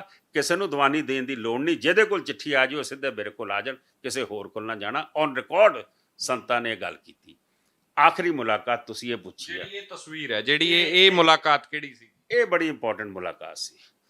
ਮੈਂ ਸੰਤਾਂ ਕੋਲ ਜਾਣਾ, ਮੈਨੂੰ ਇਨਫੋਰਮੇਸ਼ਨ ਮਿਲ ਗਈ ਕਿਉਂਕਿ ਮੈਂ ਸੰਤਾਂ ਨੂੰ 1982 ਚ 15 ਦਿਨ ਲਈ ਦਿੱਲੀ ਵੀ ਲੈ ਕੇ ਆਇਆ ਸੀਗਾ। ਦਿੱਲੀ ਅਲੱਗ-ਅਲੱਗ ਜਗ੍ਹਾ ਤੇ ਉਹਨਾਂ ਦੇ ਕੀਰਤਨ ਦਰਬਾਰ ਕਰਾਏ। ਇੰਦਰਾ ਗਾਂਧੀ ਉਸ ਵੇਲੇ ਜੀਂਦੀ ਸੀ। इंदिरा गांधी ने मनु बुला के आख्या कि संत जी को तुम लेके आए हो। मैं कहा जी मुझे क्या पता, संत जी तो आए हैं प्रचार करने, हमारी परिवार की दोस्ती है, मैं सारे प्रोग्राम उनके ऑर्गेनाइज कर रहा हूँ। इंदिरा ਨੂੰ ਤਕਲੀਫ ਸੀ ਕਿ ਸੰਤ ਜੀ 250 ਬੰਦਾ ਜਿਹੜਾ ਬੱਸਾਂ ਦੇ ਉੱਤੇ ਛੱਤਾਂ ਤੇ ਬਿਠਾ ਕੇ ਚੱਲਦੇ ਆ, ਬੰਦੂਕਾਂ ਵਾਲੇ ਕਰਬਾਈਨਾਂ ਵਾਲੇ, ਉਹ ਬੜੀ ਤਕਲੀਫ ਸੀ। ਇੱਕ ਪਾਸੇ ਲੜਾਈ ਸੀ ਦਰਬਾਰਾ ਸਿੰਘ ਤੇ ਗਿਆਨੀ ਜ਼ੈਲ ਸਿੰਘ ਦੀ। ਦਰਬਾਰਾ ਸਿੰਘ ਮੁੱਖ ਮੰਤਰੀ ਸੀ, ਗਿਆਨੀ ਜ਼ੈਲ ਸਿੰਘ ਹੋਮ ਮਿਨਿਸਟਰ ਸੀ। ਰੋਜ਼ ਗਿਆਨੀ ਜੀ ਬਿਆਨ ਦਿੰਦੇ ਸੀ ਕਿ Darbara Singh weak chief minister ਹੈ, ਸੰਤ ਨੂੰ ਫੜ ਨਹੀਂ ਸਕਦਾ। ਉੱਥੋਂ ਦਰਬਾਰਾ ਸਿੰਘ ਹੋਰਾਂ ਨੇ ਬਿਆਨ ਲਵਾਉਣੇ ਸ਼ੁਰੂ ਕਰਤੇ ਪੰਜਾਬ ਦੀ ਅਖਬਾਰਾਂ 'ਚ ਕਿ ਦਿੱਲੀ 'ਚ ਤੁਹਾਡੀ ਛਾਤੀ ਦੇ ਉੱਤੇ ਤੁਰਿਆ ਫਿਰਦਾ ਹੋਮ ਮਿਨਿਸਟਰ, ਨੂੰ ਕਿਉਂ ਨਹੀਂ ਉਹਨੂੰ ਹੱਥ ਪਾਉਂਦਾ। ਮੈਨੂੰ ਇੰਦਰਾ ਗਾਂਧੀ ਨੇ ਬੁਲਾਇਆ, ਮੈਨੂੰ ਆਖਿਆ ਕਿ ਇਹ ਤੂੰ ਲੈ ਕੇ ਆਇਆ। ਮੈਂ ਕਿਹਾ ਜੀ ਮੇਰੇ ਖਿਲਾਫ ਬੜੇ ਕੰਮ ਤੁਹਾਡੀਆਂ ਏਜੰਸੀਆਂ ਕਰਦੀਆਂ ਨੇ, ਸੰਤ ਜੀ ਮੇਰੇ ਪਿਤਾ ਦੇ ਦੋਸਤ ਨੇ ਔਰ ਇਹ ਜਿੱਥੇ ਕੀਰਤਨ ਦਰਬਾਰ ਕਰ ਰਹੇ ਨੇ ਮੈਂ ਆਰਗੇਨਾਈਜ਼ ਕਰ ਰਿਹਾ, ਲੇਕਿਨ ਸੰਤ ਮੇਰੇ ਬੁਲਾਏ ਤੇ ਨਹੀਂ ਆਏ, ਸੰਤਾਂ ਨੇ ਆਪਣਾ ਪ੍ਰੋਗਰਾਮ ਆਪ ਦਿੱਤਾ, ਅਸੀਂ ਉਹਨਾਂ ਨੂੰ ਸਪੋर्ट कर रहे हैं। तो इंदिरा गांधी मैनू आखदी है कि संत जी को ये बोलिए कि बसों के ऊपर 250 बंदूकों वाले मत बिठाए, दिल्ली में हमारा जुलूस निकलता है। मैं कहा मैडम मैनू नहीं पता मेरी गल मनणगे नहीं मनणगे, लेकिन मैं उन्होंने जाके जरूर तुहाडी गल करांगा। मैं संत जी नाल गल कीती ते संत जी कहंदे मैं तो सिर्फ दिल्ली वालियां नूं दस्सण आया कि असीं जींदे आ, असीं तुहाडी छाती ते तुरे फिरदे आ। ते मैं कहा संत जी तुसीं किरपा करके 5-5 बंदे बिठा लिया करो बस, ते बाकी अंदर बैठ दिओ। ਕਹਿੰਦੇ ਕੋਈ ਨਹੀਂ ਅਸੀਂ ਇਦਾਂ ਕਰ ਲਵਾਂਗੇ। ਇਹ ਜਿਹੜੀ ਦਰਬਾਰ ਸਾਹਿਬ ਐਕਸ਼ਨ ਤੋਂ ਜਾਂ ਦਰਬਾਰ ਮੋਰਚਾ ਲੱਗਣ ਤੋਂ ਪਹਿਲੇ ਦੀਆਂ ਗੱਲਾਂ ਮੈਂ ਤੁਹਾਡੇ ਨਾਲ ਕਰ ਰਿਹਾ, ਜਦੋਂ ਹਲੇ ਧਰਮ ਯੁੱਧ ਮੋਰਚਾ ਨਹੀਂ ਲੱਗਾ ਸੀ। ਹੁਣ ਗੱਲ ਆ ਜਾਵਾਂ ਫੋਟੋ ਤੇ। ਜਦੋਂ ਮੈਂ ਸੰਤ ਜੀ ਨੂੰ ਮਿਲਣ ਗਿਆ, ਆਖਰੀ ਮੁਲਾਕਾਤ ਮੇਰੀ, ਤੇ ਮੈਂ ਦੇਖਿਆ ਕਿ ਸੰਤ ਜੀ ਦੇ ਪਿੱਛੇ ਇੱਕ ਸਿੰਘ ਖੜਾ, ਉਸਨੇ ਨਾ ਬਹੁਤ ਵੱਡੀ ਮਸ਼ੀਨ ਗਨ ਚੁੱਕੀ ਹੋਈ ਔਰ ਦੋਵੇਂ ਪਾਸੇ ਨਾ ਜਿਹੜੀਆਂ ਉਹਦੀਆਂ ਗੋਲੀਆਂ ਦੇ ਪਟੇ ਘੁੰਮਦੇ ਪਏ। ਜਨਰਲ ਸ਼ੁਬੇਗ ਸਿੰਘ ਬੈਠੇ, ਹੋਰ ਹਥਿਆਰ ਮੈਂ ਦੇਖ ਰਿਹਾ ਸੀਗਾ ਕਿ ਐਸੇ ਐਸੇ ਹਥਿਆਰ ਜਿਹੜੇ ਮੈਂ ਕਦੀ ਪਹਿਲੇ ਨਹੀਂ ਦੇਖੇ ਸੀ, ਕਿਉਂਕਿ ਸੰਤਾਂ ਨੂੰ ਮੈਂ ਮਿਲਣ ਆਮ ਜਾਂਦਾ ਹੁੰਦਾ ਸੀਗਾ। ਜਦੋਂ ਮੈਂ ਉਹ ਹਥਿਆਰ ਦੇਖੇ ਤੇ ਮੈਂ ਸੰਤ ਜੀ ਨੂੰ ਆਖਿਆ, ਹੁਣ ਇਹ ਅੱਜ ਤੱਕ ਕਿਸੇ ਨੇ ਰਿਕਾਰਡ ਨਹੀਂ ਕੀਤੀ ਜੋ ਮੈਂ ਕਹਿਣ ਲੱਗਾ, ਜੋ ਮੇਰਾ ਲਾਸਟ ਡਾਇਲੋਗ ਹੈ। ਮੈਂ ਆਖਿਆ, ਸੰਤ ਜੀ ਆਹ ਹਥਿਆਰ ਤੁਸੀਂ ਕਿੱਥੋਂ ਇਕੱਠੇ ਕਰ ਲਏ? ਮੈਨੂੰ ਆਖਦੇ, ਤੁਸੀਂ ਤੇ ਦਿੱਲੀ ਵਾਲੇ ਡਰਪੋਕ ਹੋ, ਅਸੀਂ ਤੇ ਆਪਣਾ ਇੰਤਜ਼ਾਮ ਕਰਨਾ ਕਿ ਨਹੀਂ ਕਰਨਾ, ਜੇ ਬੀਬੀ ਨੇ ਇਸ ਪਾਸੇ ਮੂੰਹ ਕਰਨਾ ਤੇ। ਉਦੋਂ ਫਿਰ ਮੈਂ ਸੀਰੀਅਸ ਹੋਇਆ। ਮੈਂ ਕਿਹਾ, ਸੰਤ ਜੀ ਮੈਂ ਸਮਝਦਾ ਕਿ ਕੌਮ ਨੂੰ ਸੰਤ ਜਰਨੈਲ ਸਿੰਘ ਭਿੰਡਰਾਂਵਾਲਾ ਜੀਂਦਾ ਚਾਹੀਦਾ। ਜੇ ਤੁਹਾਡੇ ਨਾਲ ਕੋਈ 19-21 ਹੋ ਗਈ, ਅੱਜ ਕੋਈ ਤੁਹਾਨੂੰ ਲੀਡਰ ਮੰਨੇ ਕਿ ਨਾ ਮੰਨੇ, ਤੁਸੀਂ ਸਿੱਖਾਂ ਤੇ ਫੇਸ ਹੋ, ਔਰ ਜਿਸ ਪਾਸੇ ਤੁਸੀਂ ਤੁਰ ਰਹੇ ਹੋ, ਤੁਸੀਂ ਸੰਤ ਜੀ ਇੰਡੀਅਨ ਆਰਮੀ ਦਾ ਮੁਕਾਬਲਾ ਕਰ ਲੋਗੇ। ਮੇਰੀ ਉਮਰ ਉਸ ਵੇਲੇ 23 ਸਾਲ, ਮੇਰੇ ਕੋਲ ਅੱਜ ਦਾ ਮਨਜੀਤ ਸਿੰਘ ਨਹੀਂ ਸੀ, ਮੈਂ ਬੱਚਾ ਸੀ, ਲੇਕਿਨ ਮੈਂ ਆਪਣੀ ਕਿਉਰਿਓਸਿਟੀ ਦੇ ਵਿੱਚ ਸਵਾਲ ਕਰਦਾ ਸੀ ਸੰਤਾਂ ਨੂੰ। ਨਾਲੇ ਮੈਂ ਚਾਹੁੰਦਾ ਸੀਗਾ ਕਿ ਸੰਤ ਐਸਾ ਕੰਮ ਨਾ ਹੋ ਜਾਵੇ ਜਿੱਥੇ ਸੰਤਾਂ ਦਾ ਨੁਕਸਾਨ ਹੋਏਗਾ ਤੇ ਕੌਮ ਦਾ ਨੁਕਸਾਨ ਹੋਏਗਾ। ਸਾਨੂੰ ਇਸ ਵੇਲੇ, ਕਿਉਂਕਿ ਸੰਤ ਇਸ ਵੇਲੇ ਚਿਹਰਾ ਬਣ ਚੁੱਕੇ ਸੀ ਕੌਮ ਦਾ। ਮੈਂ ਕਿਹਾ, ਸੰਤ ਜੀ ਤੁਸੀਂ ਇੰਡੀਅਨ ਆਰਮੀ ਦਾ ਮੁਕਾਬਲਾ ਕਰ ਲੋਗੇ? ਕੀ ਸਮਝਦਾ ਫੌਜ ਇੱਥੋਂ ਲੈ ਜੂਗੀ ਚੁੱਕ ਕੇ? ਮੈਂ ਕਿਹਾ, ਜੀ ਆਖਰ ਫੌਜ ਹੈ, ਉਹ ਮੇਰਾ ਖਿਆਲ ਹੈ ਕਿ 5-7 ਘੰਟੇ ਲਾਊਗੀ। ਜੇ ਉਹ ਆਪਣੇ ਆਈ ਤੇ ਆਏ ਤੇ ਉਹਨਾਂ ਕੋਲ ਜੋ ਇਕਵਿਪਮੈਂਟ ਹੈ, ਹੈਲੀਕਾਪਟਰ ਨੇ, ਕਈ ਕੁਛ ਹੈ, ਤੇ ਔਰ ਜੇ ਤੁਹਾਡਾ ਨੁਕਸਾਨ ਹੋ ਗਿਆ ਤੇ ਮੈਂ ਸਮਝਦਾ ਕਿ ਅਸੀਂ ਬਾਹਰਲੇ ਵੀ ਮਰ ਜਾਾਂਗੇ, ਪੰਜਾਬ ਵਾਲੇ ਵੀ ਮਰਾਂਗੇ। ਉਹਨਾਂ ਨੇ ਨਾ ਅਮਰੀਕ ਸਿੰਘ ਨੂੰ ਆਵਾਜ਼ ਮਾਰੀ, ਉਹ ਪ੍ਰਧਾਨਾ ਇਹ ਦੱਸੀ ਜਰਾ ਮਨਜੀਤ ਨੂੰ, ਕਿੰਨਵੀਂ ਮੰਜ਼ਲ ਤੇ ਬੈਠਾ ਤੂੰ ਮਨਜੀਤ? ਮੈਨੂੰ ਕਹਿੰਦਾ, ਮੈਂ ਕਿਹਾ, ਸੰਤ ਜੀ ਚੌਥੀ ਮੰਜ਼ਲ ਤੇ। ਕਹਿੰਦਾ, ਇੰਨਾ ਢੇਰ ਲਾ ਦੂੰਗਾ ਲਾਸ਼ਾਂ ਦਾ, ਔਰ ਉਹਦੇ ਬਾਅਦ ਮੋਏ ਨੂੰ ਚੁੱਕ ਕੇ ਲਿਜਾਣਗੇ, ਜੀਂਦੇ ਨੂੰ ਨਹੀਂ ਲਿਜਾਣਗੇ। ਇਹ ਨਹੀਂ ਪੜੇਗਾ ਲਾਈਨ ਤੂੰ ਸੰਤ ਜਿਹੜਾ ਹੈ ਉਹ ਕਿਤੇ ਹਥਿਆਰ ਸੁੱਟ ਗਿਆ, ਉਹ ਕਿਤੇ ਸਰੈਂਡਰ ਕਰ ਗਿਆ। ਮੈਂ ਕਿਹਾ, ਸੰਤ ਜੀ ਆਪਾਂ ਇਹ ਸਿਚੁਏਸ਼ਨ ਆਣ ਕਿਉਂ ਦਈਏ? ਮੈਂ ਚਾਹੁੰਦਾ ਵਾਂ ਕਿ ਅਸੀਂ ਜਿਹੜੀ ਜਦੋਜਹਿਦ ਹੈ, ਜਿਹੜੇ ਆਪਣੇ ਮਸਲੇ ਨੇ, ਸਰਕਾਰ ਤੇ ਪ੍ਰੈਸ਼ਰ ਬਣਿਆ, ਆਪਾਂ ਉਹਨੂੰ ਹੱਲ ਕਰਾ ਲਈਏ। ਲੇਕਿਨ ਮੈਂ ਸਮਝਦਾ ਕਿ ਮੈਂ ਉਸ ਵੇਲੇ ਮੇਰੀ ਉਮਰ ਛੋਟੀ ਸੀ, ਮੈਂ ਜਿਹੜੀ ਗੱਲ ਸੰਤਾਂ ਨੂੰ ਆਖਣਾ ਚਾਹੁੰਦਾ ਸੀ ਮੈਂ ਬੇਬਾਕ ਹੋ ਕੇ ਆਖਦਾ ਸੀਗਾ, ਔਰ ਸੰਤ ਮੇਰੀ ਗੱਲ ਸੁਣਦੇ ਵੀ ਸੀਗੇ। ਕਹਿੰਦੇ, ਨਹੀਂ ਮਨਜੀਤ, ਜਿਹੜੇ ਉਹਨਾਂ ਨੇ ਆਰਗੂਮੈਂਟ ਦਿੱਤੇ, ਉਹ ਆਰਗੂਮੈਂਟ ਦਾ ਜਵਾਬ ਕਿਸੇ ਕੋਲ ਨਹੀਂ ਹੁੰਦਾ ਸੀ। ਉੱਥੇ ਉਹ ਕੀ ਨਾ ਸਵਾਮੀ ਦਾ ਪੂਰਾ ਜਿਹੜਾ ਵਕੀਲ ਹੈ ਵੱਡਾ,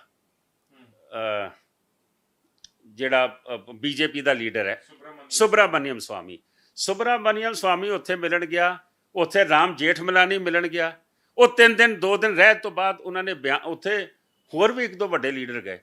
ਉਹਨਾਂ ਨੇ ਆਖਿਆ ਕਿ ਸੰਤ ਠੀਕ ਨੇ, ਅਸੀਂ ਗਲਤ ਹਾਂ। ਮੈਨੂੰ ਆਖਦੇ, ਇਹ ਅਮਰੀਕ ਸਿੰਘ ਨਾਲ ਕੀ ਕੀਤਾ ਪੁਲਿਸ ਨੇ? ਮੈਂ ਕਿਹਾ, ਜੀ ਬਿਲਕੁਲ ਠੀਕ ਕਹਿ ਰਹੇ ਹੋ, ਜਿਸ ਤਰੀਕੇ ਦਾ ਟੌਰਚਰ ਕੀਤਾ ਸੀਗਾ। ਮੈਨੂੰ ਆਖਦੇ, ਇੰਦਰਾ ਗਾਂਧੀ ਲਈ ਪਾਂਡੇ ਬ੍ਰਦਰਸ ਹਾਈਜੈਕ ਕਰਨ ਹਵਾਈ ਜਹਾਜ਼ ਨੂੰ, ਤੇ ਉਹ ਦਿੱਲੀ ਲੈਂਡ ਕਰਦੇ ਨੇ। ਇੰਦਰਾ ਗਾਂਧੀ ਉਸ ਵੇਲੇ ਅਰੈਸਟ ਕੀਤੀ ਸੀ ਜਨਤਾ ਰਾਜ ਦੇ ਵਿੱਚ, ਤੇ ਜਦੋਂ ਇੰਦਰਾ ਗਾਂਧੀ ਛੁੱਟਦੀ ਹੈ 2.5 ਸਾਲਾਂ ਬਾਅਦ ਉਹਦਾ ਰਾਜ ਆਉਂਦਾ, ਤੇ ਪਾਂਡੇ ਬ੍ਰਦਰਸ ਨੂੰ ਮਿਨਿਸਟਰੀਆਂ ਮਿਲ ਜਾਂਦੀਆਂ ਨੇ। ਮਨਜੀਤ ਸਿੰਘ ਨਾਂ ਦਾ ਬੰਦਾ ਜਿਹੜਾ ਹਾਈਜੈਕ ਕਰਦਾ ਹੈ, ਉਹ ਆਪਣਾ ਨਾਮ ਮੁਸੀਬਤ ਸਿੰਘ ਦੱਸਦਾ ਹੈ, ਔਰ ਉਹ ਹਾਈਜੈਕ ਕਰਦਾ, ਅੰਮ੍ਰਿਤਸਰ ਲੈਂਡ ਹੁੰਦੇ ਉਹ ਸਰੈਂਡਰ ਕਰ ਦਿੰਦਾ, ਔਰ ਦੱਸਦਾ ਕਿ ਮੇਰੇ ਕੋਲ ਖਿਡੌਣੇ ਵਾਲੀ ਪਿਸਤੌਲ ਹੈ, ਇਹ ਖਿਡੌਣੇ ਵਾਲੀ ਪਿਸਤੌਲ ਨਾਲ ਮੈਂ ਹਾਈਜੈਕ ਕੀਤਾ। ਮੈਂ ਕਿਸੇ ਨੂੰ ਮਾਰਨਾ ਨਹੀਂ, ਮੈਂ ਕਿਤੇ ਜਹਾਜ਼ ਨੂੰ ਨੁਕਸਾਨ ਨਹੀਂ ਕਰਨਾ, ਲੇਕਿਨ ਮੈਂ ਲੋਕਾਂ ਨੂੰ ਦੱਸਣਾ ਚਾਹੁੰਦਾ ਕਿ ਸਰਕਾਰ ਸਾਡੇ ਨਾਲ ਕਿੱਡਾ ਧੱਕਾ ਕਰ ਰਹੀ ਹੈ, ਪੰਜਾਬ ਨਾਲ ਸਾਨੂੰ ਸੈਕੰਡ ਕਲਾਸ ਸਿਟੀਜ਼ਨ ਬਣਾਇਆ, ਸਾਡੇ ਨਾਲ ਧੋਖਾ ਕੀਤਾ ਆਜ਼ਾਦੀ ਤੋਂ ਬਾਅਦ। ਉਹ ਮਨਜੀਤ ਸਿੰਘ ਕਹਿੰਦਾ ਸਰੈਂਡਰ ਕਰਕੇ ਥੱਲੇ ਉਤਰਦਾ ਤੇ ਉਹਦੀ ਕਨਪੱਟੀ ਤੇ ਪਿਸਤੌਲ ਰੱਖ ਕੇ ACP ਗੋਲੀ ਮਾਰ ਦਿੰਦਾ ਉਸਨੂੰ। ਉਹਦੀ ਕੋਈ ਦਲੀਲ ਅਪੀਲ ਨਹੀਂ। ਹੁਣ ਉਹਦੇ ਬਾਅਦ ਸੰਤਾਂ ਨੇ ਝੜੀ ਲਾਤੀ ਗੱਲਾਂ ਦੀ। ਉਸ ਵੇਲੇ ਮੇਰੇ ਕੋਲ ਇਹਨਾਂ ਗੱਲਾਂ ਦਾ ਕੋਈ ਜਵਾਬ ਨਾ ਸੀ ਨਾ ਅੱਜ ਹੈ, ਕਿ ਸਾਡੇ ਵਾਸਤੇ ਮਾਪਦੰਡ ਵੱਖਰੇ ਨੇ, ਸਾਡੇ ਵਾਸਤੇ ਕਾਨੂੰਨ ਵੱਖਰਾ। ਮੈਂ ਕਿਹਾ, ਸੰਤ ਜੀ ਇਹਨਾਂ ਗੱਲਾਂ ਦਾ ਮੇਰੇ ਕੋਲ ਕੋਈ ਜਵਾਬ ਨਹੀਂ, ਲੇਕਿਨ ਮੈਂ ਬੜਾ ਬਲੀਵ ਕਰਦਾ ਕਿ ਸੰਤ ਜਰਨੈਲ ਸਿੰਘ ਖਾਲਸਾ ਸਾਨੂੰ ਜੀਂਦੇ ਚਾਹੀਦੇ ਆ, ਸਾਨੂੰ ਤੁਹਾਡੀ ਸ਼ਹਾਦਤ ਨਹੀਂ ਚਾਹੀਦੀ। ਪਰ ਜੀਕੇ ਸਾਹਿਬ, ਸੰਤਾਂ ਨਾਲ ਜਿਹਦੀ ਇੰਨੀ ਨੇੜਤਾ ਰਹੀ ਹੋਵੇ, ਮੈਂ ਤੁਹਾਡੀ ਜਥੇਦਾਰ ਜੀ ਵੱਲ ਵੀ ਆਉਂਗਾ, ਇੰਦਰਾ ਗਾਂਧੀ ਨਾਲ ਤੁਹਾਡੇ ਪਰਿਵਾਰ ਦੇ ਸੰਬੰਧ ਰਹੇ, ਉਹਦੇ ਵੀ ਕੌਮ ਜਵਾਬ ਮੰਗਦੀ ਉਹਨਾਂ ਗੱਲਾਂ ਦਾ, ਉਹ ਵੀ ਤੁਹਾਨੂੰ ਸਵਾਲ ਕਰੂੰਗਾ। ਪਰ ਤੁਹਾਨੂੰ ਨਹੀਂ ਲੱਗਦਾ ਕਿ ਕੁਝ ਗਲਤੀਆਂ ਤਾਂ ਰਹੀਆਂ ਹੋਣੀਆਂ, ਜਿਹੜਾ ਸੰਤਾਂ ਦੇ ਨਾਲ ਕਦੇ ਕੋਈ ਸ਼ਖਸ ਗੁਰੂ ਨਾਨਕ ਨਿਵਾਸ ਦੇ ਉੱਤੇ ਬੈਠਦਾ ਹੋਵੇ ਔਰ ਉਹਨੂੰ ਵਿਦੇਸ਼ਾਂ 'ਚ ਜਾ ਕੇ ਬਾਅਦ 'ਚ ਉਸੇ ਕੌਮ ਦੇ ਲੋਕ ਜਿਹੜੇ ਆ ਕੁੱਟਮਾਰ ਕਰਦੇ, ਉਹਦੇ ਨਾਲ ਕੱਪੜੇ ਪਾੜ ਦਿੰਦੇ?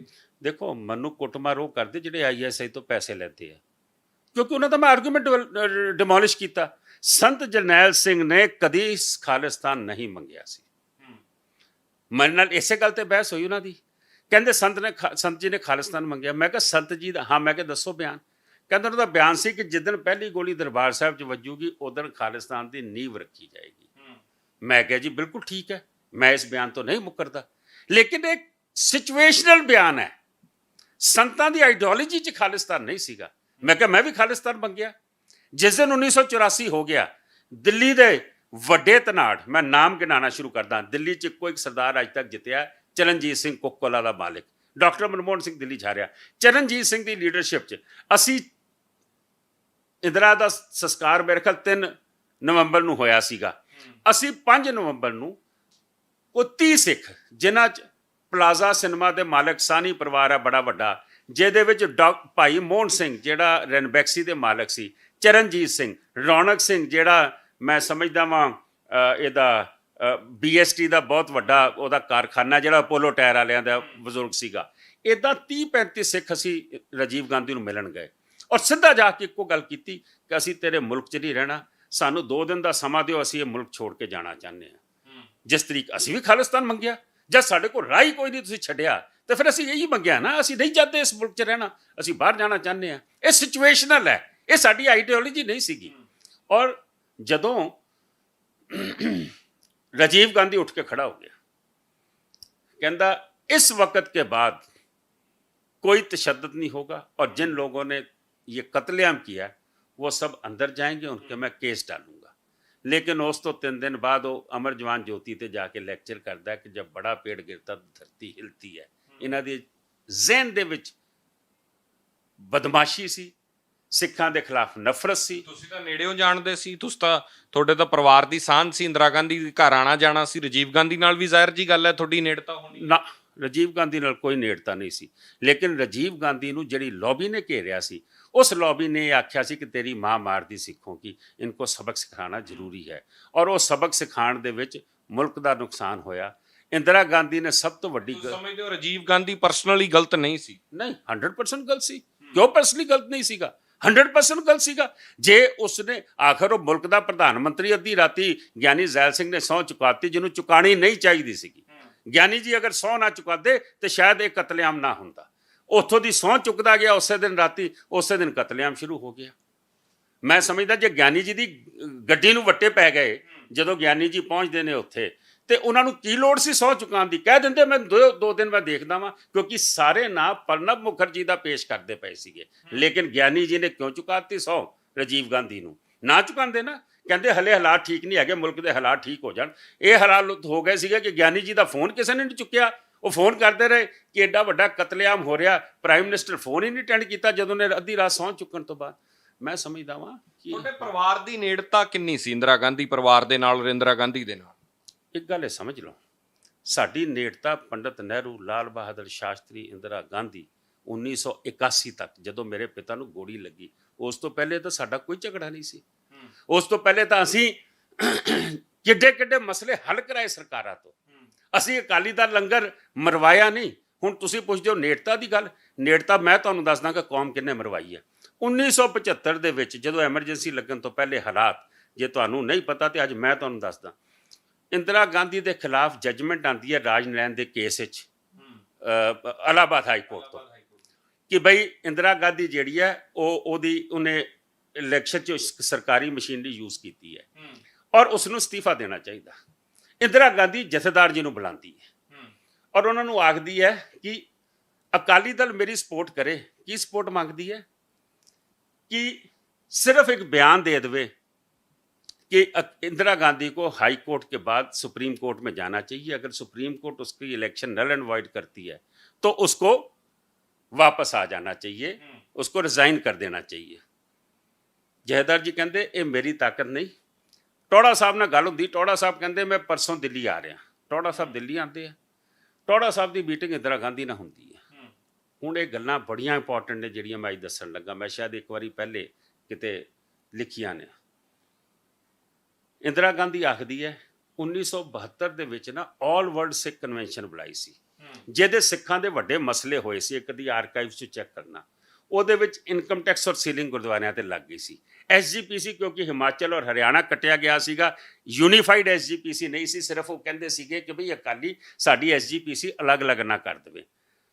ਪਾਣੀ ਦੇ ਮਸਲੇ, ਸਤਲੁਜ ਯਮੁਨਾ ਕਨਾਲ ਦਾ ਮਸਲਾ, ਰਾਜਸਥਾਨ ਫੀਡਰ ਦਾ ਮਸਲਾ, ਪੰਜਾਬੀ ਬੋਲਦੇ ਹਲਕੇ, ਚੰਡੀਗੜ੍ਹ, ਇਹ ਮੈਂ ਸਾਰੇ ਮਸਲੇ ਮੰਨ ਲਏ, ਇਹ ਸਾਰੇ ਤੁਹਾਨੂੰ ਦਿੱਤੇ। ਮੈਨੂੰ ਇੱਕ ਬਿਆਨ ਅਕਾਲੀ ਦਲ ਦੇ ਦੇਵੇ। ਟੋੜਾ ਸਾਹਿਬ ਨੇ ਮੀਟਿੰਗ ਕੀਤੀ, ਫਿਰ ਗੱਲ ਇੱਥੇ ਨਹੀਂ ਮੁੱਕੀ। इंदिरा गांधी ने आख्या कि मैं पॉलिटिकल फैसला कर लो, मैं पंजाब में कभी सरकार नहीं बनाऊंगी, मैं पंजाब का राज अकाली दल के पास रहे, पंजाब से बाहर मेरी सपोर्ट कर दे। हुण गोडियां भार होके लम्मी पै के इंदिरा गांधी मिन्नतां करदी पई। टोड़ा साहब मीटिंग चों बाहर आंदे, कल्ले टोड़ा साहब ते जहेदार साहब नहीं सीगे। अज उन्हां चों इक्को बंदा जींदा बैठा, डॉक्टर हरबीर सिंह, सार अवतार सिंह ऑटोपेंस, जथेदार हरबंस सिंह फ्रंटियर, जहेदार अवतार सिंह कोहली ਜਿਹੜੇ ਪ੍ਰਧਾਨ ਹੁੰਦੇ ਸੀ ਦਿੱਲੀ ਅਕਾਲੀ ਦਲ ਦੇ, ਬਾਹਰ ਆਉਂਦੇ ਨੇ। ਟੋੜਾ ਸਾਹਿਬ ਆਖਦੇ ਜਥੇਦਾਰ ਜੀ ਆਹ ਬਿਆਨ ਤਾਂ ਦਾਗ ਹੀ ਦੇਣਾ ਚਾਹੀਦਾ। ਜਹੇਦਾਰ ਜੀ ਬਿਆਨ ਦਿੰਦੇ। ਉਸ ਵੇਲੇ ਨਾ ਤੇ ਇਹ ਟੀਵੀ ਚੈਨਲ ਸੀਗੇ, ਉਦੋਂ ਇੱਕ ਦੂਰਦਰਸ਼ਨ ਤੇ ਇੱਕ ਆਲ ਇੰਡੀਆ ਰੇਡੀਓ, ਸਾਰੇ ਪਾਸੇ ਜਹੇਦਾਰ ਜੀ ਦਾ ਬਿਆਨ ਚੱਲਦਾ कि अकाली दल ने इंदिरा गांधी की हमायत करी कि उसको सुप्रीम कोर्ट में जाना चाहिए और वहाँ पे अपना फैसला लेना चाहिए। अगर सुप्रीम कोर्ट उसकी इलेक्शन को नल एंड वॉइड करता, उसको इस्तीफा देना चाहिए। हुण सरदार साहब ये हिस्टरी पूछी जाएगी, बादल साहब तो कभी उन्हें मुख्यमंत्रीशिप भी देती। बादल साहब एमरजेंसी मीटिंग बुलाते ਅੰਮ੍ਰਿਤਸਰ, और उस मीटिंग ਦੇ ਵਿੱਚ ਜਥੇਦਾਰ ਸੰਤੋਖ ਸਿੰਘ ਨੂੰ 1975 ਚ 6 ਸਾਲ ਲਈ ਅਕਾਲੀ ਦਲ ਚੋਂ ਕੱਢ ਦਾ ਰੈਜ਼ੋਲੂਸ਼ਨ ਪਾਉਂਦੇ ਆ। ਟੋੜਾ ਸਾਹਿਬ ਜਿਹੜੇ ਦਿੱਲੀ ਮੀਟਿੰਗ ਕਰਕੇ ਗਏ, ਸੈਕਿੰਡ ਕਰਦੇ ਉਸ ਰੈਜ਼ੋਲੂਸ਼ਨ ਨੂੰ। ਤੁਸੀਂ ਆਰਕਾਈਵ 'ਚ ਜਾਣਾ, ਸੁਰਜੀਤ ਸਿੰਘ ਬਰਨਾਲਾ ਨੇ ਅੰਮ੍ਰਿਤਸਰ ਪ੍ਰੈਸ ਨੂੰ ਐਡਰੈਸ ਕੀਤਾ ਕਿ ਅਸੀਂ 6 ਸਾਲ ਲਈ ਜਥੇਦਾਰ ਸੰਤੋਖ ਸਿੰਘ ਨੂੰ ਬਾਹਰ ਕੱਢ ਦਿੱਤਾ। ਤੁਸੀਂ ਆਖਦੇ ਹੋ ਕਿ ਸਾਡੇ ਰਿਲੇਸ਼ਨ 'ਚੋਂ ਨਿਕਲਦਾ ਕੀ ਪਿਆ? ਕੋਤਵਾਲੀ ਸਕੂਲ, ਕਾਲਜ, ਪੰਜਾਬ ਜਿੱਥੇ ਸਾਡਾ ਕੋਈ ਲੈਣ ਦੇਣ ਨਹੀਂ, ਸਾਰੇ ਮਸਲੇ ਹੱਲ ਕਰਾਤੇ ਤੁਹਾਡੇ। ਅੱਜ ਤੁਸੀਂ 50,000 ਮੁੰਡਾ ਮਰਵਾ ਲਿਆ, ਅੱਜ ਤੁਸੀਂ ਦਰਬਾਰ ਸਾਹਿਬ ਢਵਾ ਲਿਆ, ਅੱਜ ਤੁਸੀਂ 84 ਦਿੱਲੀ ਦੇ ਵਿੱਚ ਪੰਜਾਬੋਂ ਬਾਹਰ ਕਰਾ ਕੇ 12,000 ਸਿੱਖ ਮਰਵਾ ਲਿਆ। ਤੁਸੀਂ ਇਹ ਮਸਲੇ ਲੈ ਸਕੇ? ਪਾਣੀ ਮਿਲਿਆ ਤੁਹਾਨੂੰ? ਚੰਡੀਗੜ੍ਹ ਮਿਲਿਆ? ਪੰਜਾਬੀ ਬੋਲਦੇ ਹਲਕੇ ਮਿਲੇ ਤੁਹਾਨੂੰ? ਤੁਹਾਡੇ ਕੋਲ ਜਿਹੜੇ ਵੀ ਮਸਲੇ ਤੁਸੀਂ ਲੈ ਕੇ ਗਏ ਸੀਗੇ। ਪ੍ਰਕਾਸ਼ ਸਿੰਘ ਬਾਦਲ ਫਿਰ ਉਸ ਮੀਟਿੰਗ 'ਚ ਸ਼ਾਮਲ ਕਿਉਂ ਨਹੀਂ ਹੁੰਦੇ? ਇੰਦਰਾ ਗਾਂਧੀ ਦੇ ਨਾਲ ਜਿਹੜੀ ਮੀਟਿੰਗ, ਉਹ ਤਾਂ ਦਿੱਲੀ ਹੈ ਨਹੀਂ ਸੀਗੇ। ਪ੍ਰਕਾਸ਼ ਸਿੰਘ, ਹੁਣ ਤੁਹਾਡਾ ਸਵਾਲ ਇਹ ਬਣਦਾ ਕਿ ਪ੍ਰਕਾਸ਼ ਸਿੰਘ ਬਾਦਲ ਨੇ ਸੰਤੋਖ ਸਿੰਘ ਨੂੰ ਕਿਉਂ ਕੱਢਿਆ? ਸਵਾਲ ਇਹ ਸੀ, ਪ੍ਰਕਾਸ਼ ਸਿੰਘ ਬਾਦਲ ਨੂੰ ਇਹ ਲੱਗਿਆ ਕਿ ਟੋੜਾ ਸਾਹਿਬ ਬੜੇ ਸ਼ਾਤਰ ਨੇ, ਇਹ ਚੀਫ ਮਿਨਿਸਟਰੀ ਲੈ ਜਾਣਗੇ ਸਮਝੌਤੇ ਦੀ, ਮੈਂ ਇਹਨੂੰ ਚੀਫ ਮਿਨਿਸਟਰ ਨਹੀਂ ਬਣਨ ਦੇਣਾ, ਮੈਂ ਇਹ ਗੱਲ ਨੂੰ ਟਾਰਪੀਡੋ ਕਰਨਾ। ਮੈਂ ਤਾਂ ਅੱਛਾ ਮੈਨੂੰ ਇੱਕ ਗੱਲ ਦੱਸੋ, ਪੁੱਛੋ ਨਾ ਵੱਡੇ ਵਿਦਵਾਨਾਂ ਤੋਂ, ਐਮਰਜੈਂਸੀ ਲੱਗ ਗਈ, ਸਾਰੇ ਜਨਸੰਘ ਦੇ ਲੀਡਰ ਜਿਹੜੇ ਉਹ ਉਸ ਵੇਲੇ ਬਹੁਤ ਵੱਡੇ ਬਿਹਾਰ ਦੇ ਲੀਡਰ ਸੀ ਜਿਨ੍ਹਾਂ ਨੇ ਸ਼ੁਰੂ ਕੀਤਾ ਸੀ, ਜੈ ਪ੍ਰਕਾਸ਼ ਨਾਰਾਇਣ, ਸਾਰੇ ਅੰਦਰ ਚਲੇ ਗਏ, ਅਕਾਲੀ ਦਲ ਅੰਦਰ ਨਹੀਂ ਗਿਆ, ਇੱਕ ਬੰਦਾ ਫੜਿਆ ਨਹੀਂ ਗਿਆ। ਉਹ ਮਿੰਨਤਾਂ ਕਰਦੀ ਪਈ ਕਿ ਮੇਰੇ ਤੋਂ ਸਭ ਕੁਝ ਲੈ ਲਓ। ਤੁਸੀਂ ਆਪ ਮੋਰਚਾ ਲਾਇਆ ਉੱਥੋਂ ਅਰਦਾਸ ਕਰਕੇ। ਮੈਂ ਸਮਝਦਾ ਕਿ ਤੁਸੀਂ ਕੁੜਿੱਤਨ ਆਪ ਪੈਦਾ ਕੀਤੀ, ਤੁਸੀਂ ਕੌਮ ਨੂੰ ਮਰਵਾਉਣ ਵਾਲੇ ਪਾਸੇ ਆਪ ਭੇਜਿਆ। ਜਿਹੜੀਆਂ ਗੱਲਾਂ, ਕੌਮ ਦਾ ਇਹੀ ਕੰਮ ਹੈ ਕਿ ਅਸੀਂ ਡੰਡੇ ਖਾਈਏ, ਮੁੰਡੇ ਮਰਵਾਈਏ। ਜੇ ਟੇਬਲ ਤੇ ਨੈਗੋਸੀਏਸ਼ਨ ਤੇ ਤੁਹਾਨੂੰ ਸਭ ਕੁਝ ਮਿਲਦਾ, ਤੁਸੀਂ ਅੱਜ ਲੈ ਲਿਆ? ਮੇਰਾ ਇਹ ਸਵਾਲ ਹੈ, ਇਹ ਮੇਰੇ ਨਾਲ ਕੋਈ ਸਹਿਮਤ ਹੋਵੇ ਨਾ ਹੋਵੇ, ਜੋ ਚੀਜ਼ ਤੁਹਾਨੂੰ ਟੇਬਲ ਤੇ ਉਹ ਮਿਲਦੀ ਪਈ ਸੀ, ਤੁਸੀਂ ਉਹ ਸਾਰੀਆਂ ਚੀਜ਼ਾਂ ਠੁਕਰਾਈਆਂ ਔਰ ਉਹਦੇ ਬਾਅਦ ਦਰਬਾਰ ਸਾਹਿਬ ਢਵਾਇਆ, ਤੁਸੀਂ ਅਕਾਲ ਤਖਤ ਸਾਹਿਬ ਢਵਾਇਆ, ਤੁਸੀਂ ਪੰਜਾਬੋਂ ਬਾਹਰ ਕਤਲੇਆਮ ਕਰਾਇਆ, ਲੇਕਿਨ ਅੱਜ ਵੀ ਤੁਸੀਂ ਨਹੀਂ ਲੈ ਸਕੇ। ਤੁਹਾਡਾ ਕੰਮ ਹੀ ਇਹ ਰਿਹਾ ਕਿ ਤੁਸੀਂ ਸਾਹਿਬ, ਮੈਂ ਇੱਥੇ ਟੋਕਣਾ ਚਾਹੁੰਦਾ, ਮੇਰਾ ਸਵਾਲ ਤੁਹਾਨੂੰ ਸੀ ਕਿ ਤੁਹਾਡੀ ਪਰਿਵਾਰ ਦੀ ਨੇੜਤਾ ਸੀ, ਜਥੇਦਾਰ ਸੰਤੋਖ ਸਿੰਘ ਦੀ ਜੇ ਨੇੜਤਾ ਸੀ ਤਾਂ 78 ਦੇ ਵਿੱਚ ਕਾਂਡ ਹੁੰਦਾ ਹੈ, ਨਿਰੰਕਾਰੀ ਕਾਂਡ ਹੁੰਦਾ ਹੈ, ਬਹੁਤ ਸਾਰੇ ਹੋਰ ਇਸ਼ੂਜ਼ ਉਦੋਂ ਚੱਲ ਰਹੇ ਸੀ, ਤਾਂ ਉਹਨਾਂ ਨੇ ਫਿਰ ਪਰਸਨਲੀ ਬਹਿ ਕੇ ਸੋਲਵ ਕਿਉਂ ਨਹੀਂ ਕੀਤੇ ਇੰਦਰਾ ਗਾਂਧੀ ਨਾਲ?